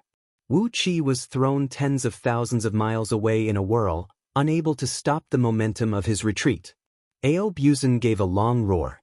One of his dragon whiskers flew out and rolled up Catfish Flood Dragon, and then his huge body was thrown away by the magical power. His scales crackled as they slid swiftly like oars. Their sharp edges cut through the torrents of magical power around them, allowing Aobuzan to swim freely in the violent turbulence. But the magical power rushing out of Kittigarbha's body was too great. Even though Aobuzan's scales had the power to break the magical power, He still could not control his body well. Kitagarbha put his palms together and chanted the name of Buddha in a low voice. His body had returned to its 60-feet-long golden form, shrouded in the red lotus karmic fire. The flames shooting out of his eyes shot straight at Wu Qi, burning Wu Qi's body and causing him severe pain. The bright and clear flame of the Buddha burned Wu Qi's skin and went straight into the depths of his skin. Although his skin and muscles were fine, wherever the flame passed, the vitality of Wu Qi's skin was rapidly draining away. Soon, his skin became withered like ashes after the firewood had been burned out. Buddhist power, which was almost tangible, hovered around Kitagarbha, turning into 42 wheels of the Buddhist League that glowed with a gray light and kept spinning. As they spun, they produced a deep rumble that sounded like rumbling thunder. An enormous pressure swept out in all directions, suppressing Wu Qi so much that he could not even circulate his magical power. Wu Qi looked at Kitagarbha in horror. He was still a peak-level gold immortal with the cultivation base of a bodhisattva, and the essence of his magical power had not improved to the level that a Dao reasoning expert should have. If the essence of a Dao realm expert's magical power was a diamond, then the essence of a peak-level gold immortal's magical power was an ordinary lump of mud. When the soft and crisp mud collided with the diamond could easily break the mud and crush it. But when the number of mud reached an abnormal level, it was extremely difficult for a small diamond to break the mud. The essence of Kitagarbha's magical power was still that of a gold immortal, but the amount of his magical power was simply appalling. As an 8th-tier primordial immortal, Wu Qi's total magical power was more than 100,000 times that of an ordinary peak-level gold immortal, but Kitagarbha's total magical power was millions of times more than Wu Qi's. Compared with Kitagarbha, Wu Qi's magical power was a stream, while Kitagarbha's was an ocean. He had an overwhelming advantage in magical power. A freak! Wu Qi and Ao Buzan cried out in unison.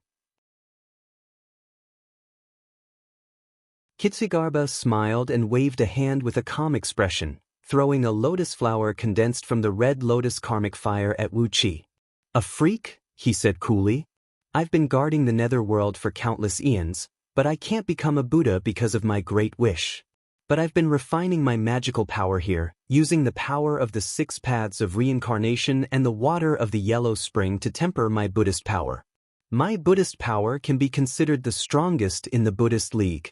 Otherwise, why would I ignore Amitabha's decree? The red lotus came smashing down toward Wu Qi. Although it was only the size of a fist, it gave Wu Qi an irresistible feeling. Wu Qi waved his left hand. The innate energy of the 5 elements, metal, wood, water, fire, and earth, on his fingers transformed into 5 beams of sword energy that shot out and hacked at the red lotus. The fragile red lotus shattered, but when it exploded, the red lotus karmic fire poured out of it. Wu Qi's left hand trembled, and then it was forcibly dislocated by the red lotus karmic fire.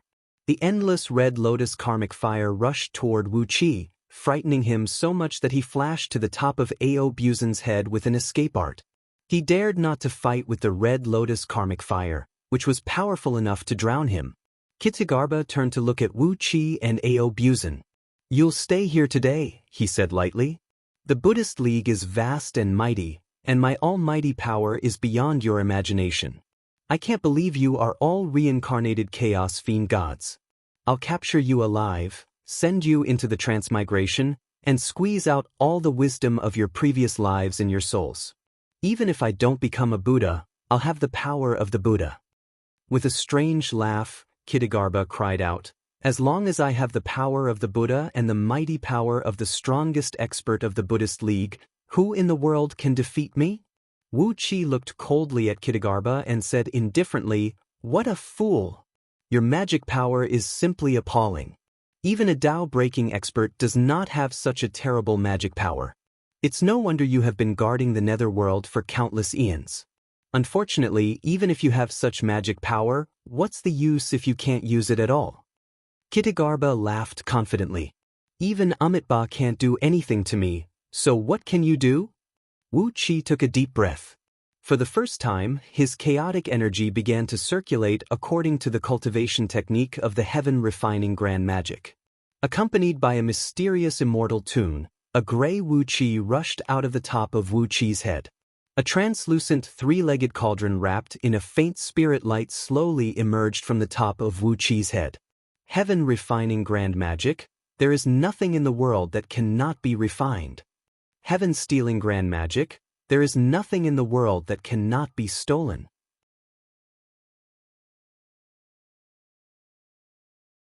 Stealing and refining indeed complements each other, wonderful beyond words. Wu-Chi had turned into two balls of pure black that kept spinning. A faint gleam shone in his deep eyes as his divine sense enveloped Kittagarbha. Suddenly he crooked his finger and cried out, "Bodhisattva Kittagarbha, you are controlling your magic power with your Buddha heart cultivation base, aren't you? Buddha heart consciousness, return now." As he crooked his finger, Kittagarbha suddenly let out a miserable howl. A beam of spirit light shot out from between his brows and was swallowed by the three-legged cauldron hovering over Wu-Chi's head. Purple smoke rose from the cauldron and a strange aroma filled the air. Before long, a loud bell rang out, and a fist-sized, pure white pearl slowly flew out of the cauldron, giving off a faint aroma of ambergris. Wu-Chi grabbed the pearl and threw it to Xiang Ao. Ao Buzan laughed wildly in both horror and joy, then swallowed the pearl. He looked at Wu-Chi in a flattering manner and cried out, "Master, you're amazing.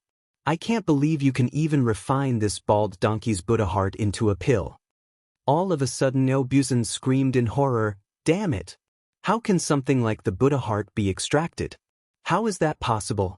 It's the source of the divine power that bald donkeys of the Buddhist League have cultivated for countless reincarnations." Amidst Ao Buzan's screams, Bodhisattva Kittagarbha also let out a strange cry of horror. He still remembered countless Buddhist scriptures, divine cultivation techniques, and mystic arts, but he suddenly forgot what they meant. It was like a scholar suddenly forgetting all his knowledge in front of the emperor in the great hall of the palace examination. He still remembered everything and he could still recite all the scriptures backwards, but he had completely forgotten what they meant and all the knowledge that extended from them. The 42 Buddhist wheels around Kittagarbha disintegrated with a boom. Although they were the magic power he had cultivated painstakingly, he could no longer control them now. They were right next to him, and he could sense their existence, but he had forgotten how to control them and how to use them to exert a terrible power that was comparable to that of a Buddha. Wu-Chi burst out laughing and said in a low voice, "That's a good gain." He pointed a finger at the cauldron over his head. A loud rumbling noise rang out as the enormous magic power around Kittagarbha turned into a torrent and poured into the cauldron. Before long, all of Kittagarbha's magic power was absorbed by Wu-Chi. Staring blankly at Wu-Chi, Kittagarbha snapped, You're an evildoer." Wu-Chi shrugged and said to Kittagarbha with a serious smile, "You're right, I also think I'm quite an evildoer now. The combination of the scripture of Tao and heaven refining grand magic is simply too monstrous. If I had the scroll of stealing in my previous life, how could I have fallen?" With a flick of his sleeve, Wu-Chi put Kittagarbha into his sleeve, and then, with a flick of his finger, the mountains that stretched for millions of miles around the 6 paths of reincarnation collapsed with a boom, and all the Buddhist gardens on the mountains were turned to dust. As his finger streaked across the void, Wu-Chi tore open the Buddhist kingdom in Kittagarbha's palm and took out the souls of the 3 women. Then, Wu-Chi opened his mouth and spat out Xiang Yu, who was in a daze.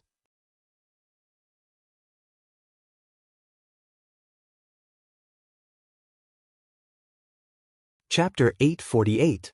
Facing the enormous wheel of 6 paths of reincarnation, Wu-Chi ordered Ao Buzan and Catfish Flood Dragon to keep a vigilant eye on the surroundings. Then he manifested his Buddha avatar in front of Xiang Yu, carefully escorting the souls of Yuji, Yutan, and Yu Yao into the 6 paths of reincarnation with the divine ability of the Buddhist League. As he had to specify the direction, family, and gender of the 3 girls, Wu-Chi could only wrap them up with his divine will and search for suitable information in the 6 paths of reincarnation with the divine ability of the Buddhist League. When his divine will penetrated the 6 paths of reincarnation, he immediately felt the terrible repulsive force of the heavenly Tao. A tremendous pressure came rushing over from the invisible void. Even with Wu Qi's current cultivation base, he still felt a sense of fear, as if he was facing a calamity. Endless information flooded into his mind like a flood, and Wu Qi's divine will and magic power were consumed rapidly. In just a quarter of an hour, Wu Qi's divine will and magic power were depleted at the same time, and he almost fainted from the huge consumption. But he had also found the right direction for the three girls to be reincarnated, and carefully escorted their souls to the families Wu Qi had chosen. As soon as he sent the three girls' souls into the transmigration, Wu Qi broke out in a cold sweat. He could no longer maintain his Buddha avatar, and fell into the yellow spring ocean in a sorry state, nearly falling into it. Fortunately, Xiangyu reacted quickly and grabbed Wu Qi, helping him stand on a blood cloud. He did not care about the origin of the Buddha avatar Wu Qi had manifested just now. "Is everything all right?" he asked in a deep voice. With a mysterious smile on his face, Wu Qi nodded and said, "Don't worry, I'll handle it." 3 years later, you can go to the Mei clan, the richest landlord in Taojiang County of Taochuan Province on Penghu Continent, and find Yuji. Well, Taojiang County of Taochuan Province is the most famous place in Diyu for its beauties. The current head of Mei clan is the most famous handsome man in Taojiang County, and his wife was the most beautiful woman in Taojiang County 18 years ago. So, Xiangyu rolled his eyes and ignored Wu Qi's teasing. He cupped his fist and bowed to Wu Qi, then said respectfully, "Master." Wu Qi paused. He suddenly felt a little sorry for what he had done. He hesitated for a moment, then confessed, "But the 6 paths of reincarnation consume too much divine will and magic power, and I don't have enough energy to find a good family for Yu Tan to be reborn into." 6 Transmigration. So, Yu Tan and Yu will be twin sisters. And when I was protecting their souls, I had placed a qi with a qi, I Ling Ling qi, and of Yu, Su, Mu Hua qi, Wu Cheng of Hua realm. Wu Qi rubbed his nose, feeling a little embarrassed.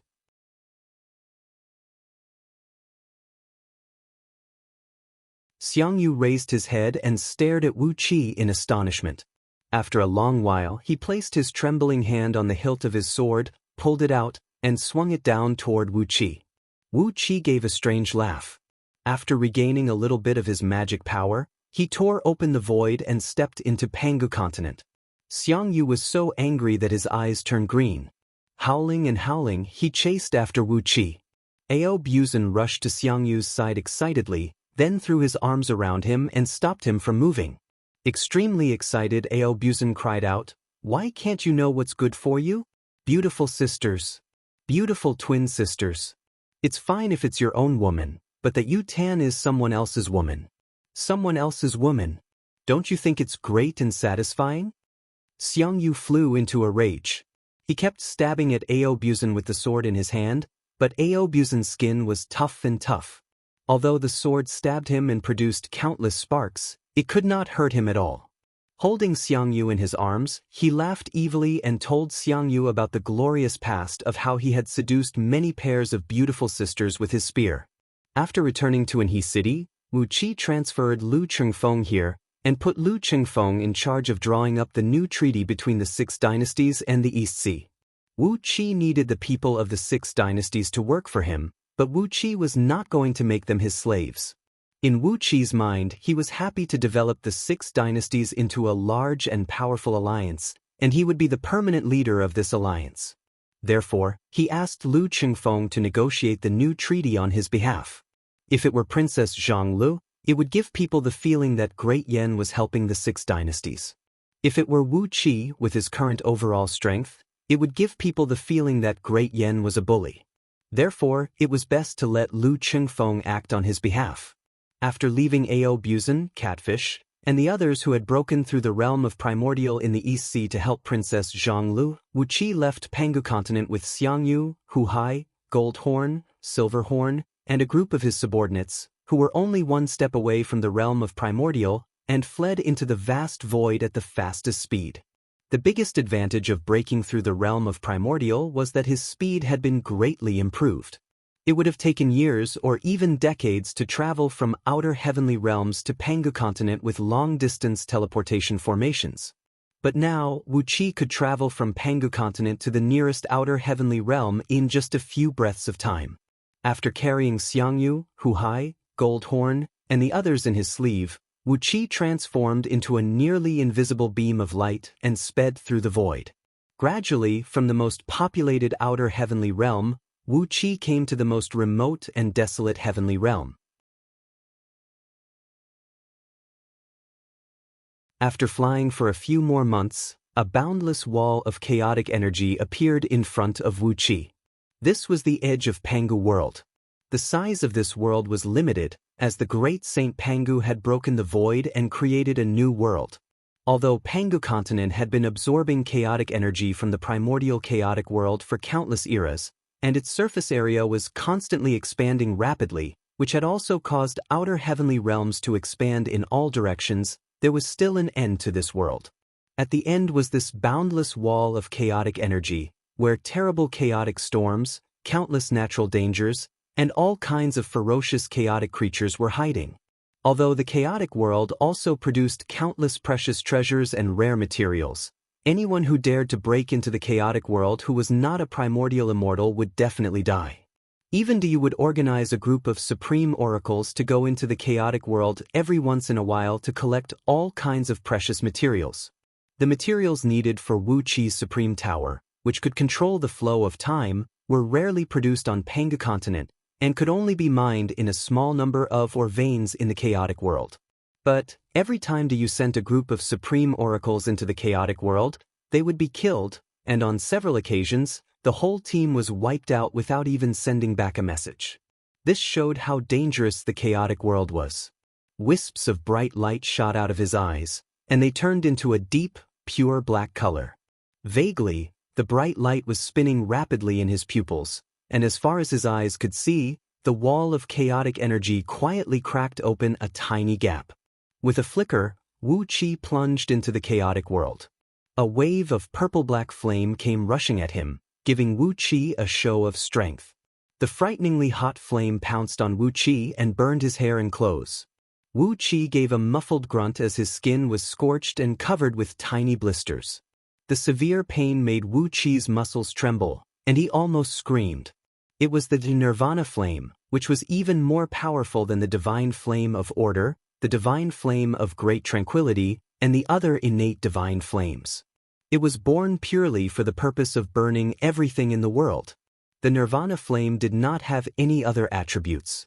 It did not have much destructive power against spiritual beings such as divine sense and soul, but it had a destructive power against all corporeal beings, such as the Dharma bodies of immortals, the golden bodies of Buddhas, and even innate spirit beings. The torrent of Nirvana flame that Wuqi encountered was relatively thin, and the power of the flame was not too strong. Even so, Wuqi was badly burned, and his handsome face was badly burned. If he ran out in the middle of the night, it would be enough to scare someone to death.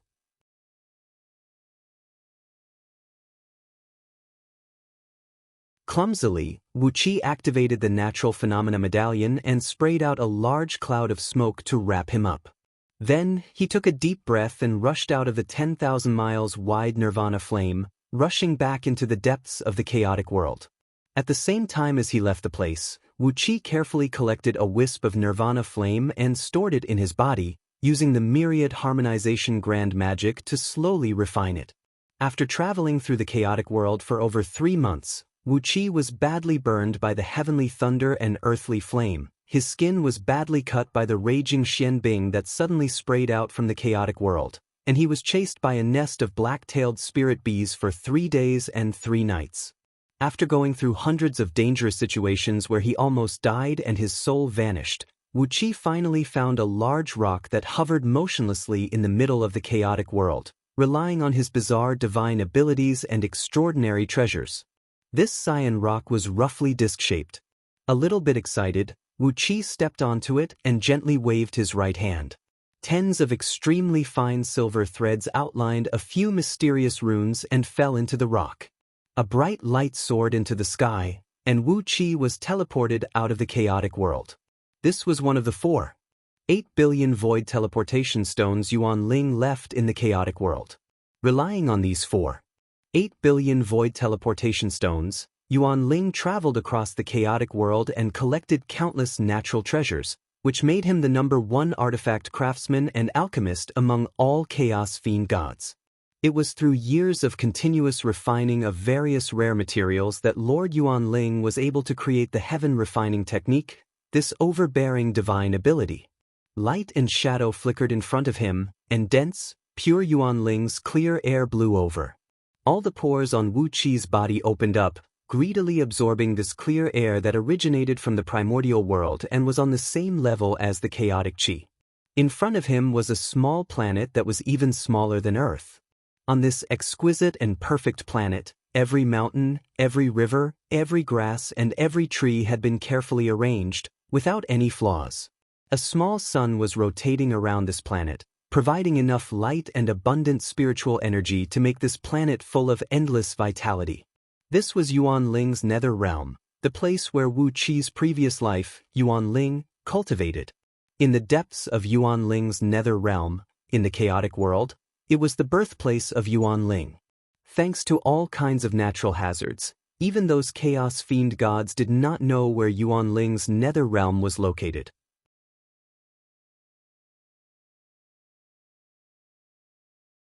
Taking a few deep breaths, Wu Qi performed an incantation, bypassing the numerous restrictive spells on the periphery of Yuan Ling's nether realm, and silently landed in front of the cave abode, the Yuan Cave, where he used to cultivate in those years. The trees near the Yuan Cave swayed even though there was no wind. Large leaves fell slowly and gently into Wu Qi's body. The spiritual energy contained in each leaf was comparable to a supreme-grade primordial gene Dan, which was strengthening Wu Qi's fleshly body and foundation. Wu Qi sighed, clasped his hands behind his back, and nodded as he said, "I'm back. Was there something wrong with my head back then? Why doesn't this place keep any animals? Otherwise, I would have produced hundreds of primordial immortals as my henchmen over the years. They say, with my weird temper, how did I get through it all alone? Even if I don't keep a bunch of henchmen, you can keep a few wives, and I'll have a few strong backers now." After complaining about his previous life for a while, Wu Qi waved his hand, and Xiangyu, Huhai, and the others tumbled out of his sleeve. You're tuning in to the Passion Pages YouTube channel. We're so grateful for your support, and don't forget to subscribe to join us on this incredible journey through captivating stories. Your generosity through donations truly makes a world of difference, as it's the primary source of revenue that allows me to expand and enhance this channel for you. Thank you from the bottom of my heart for being a part of this adventure.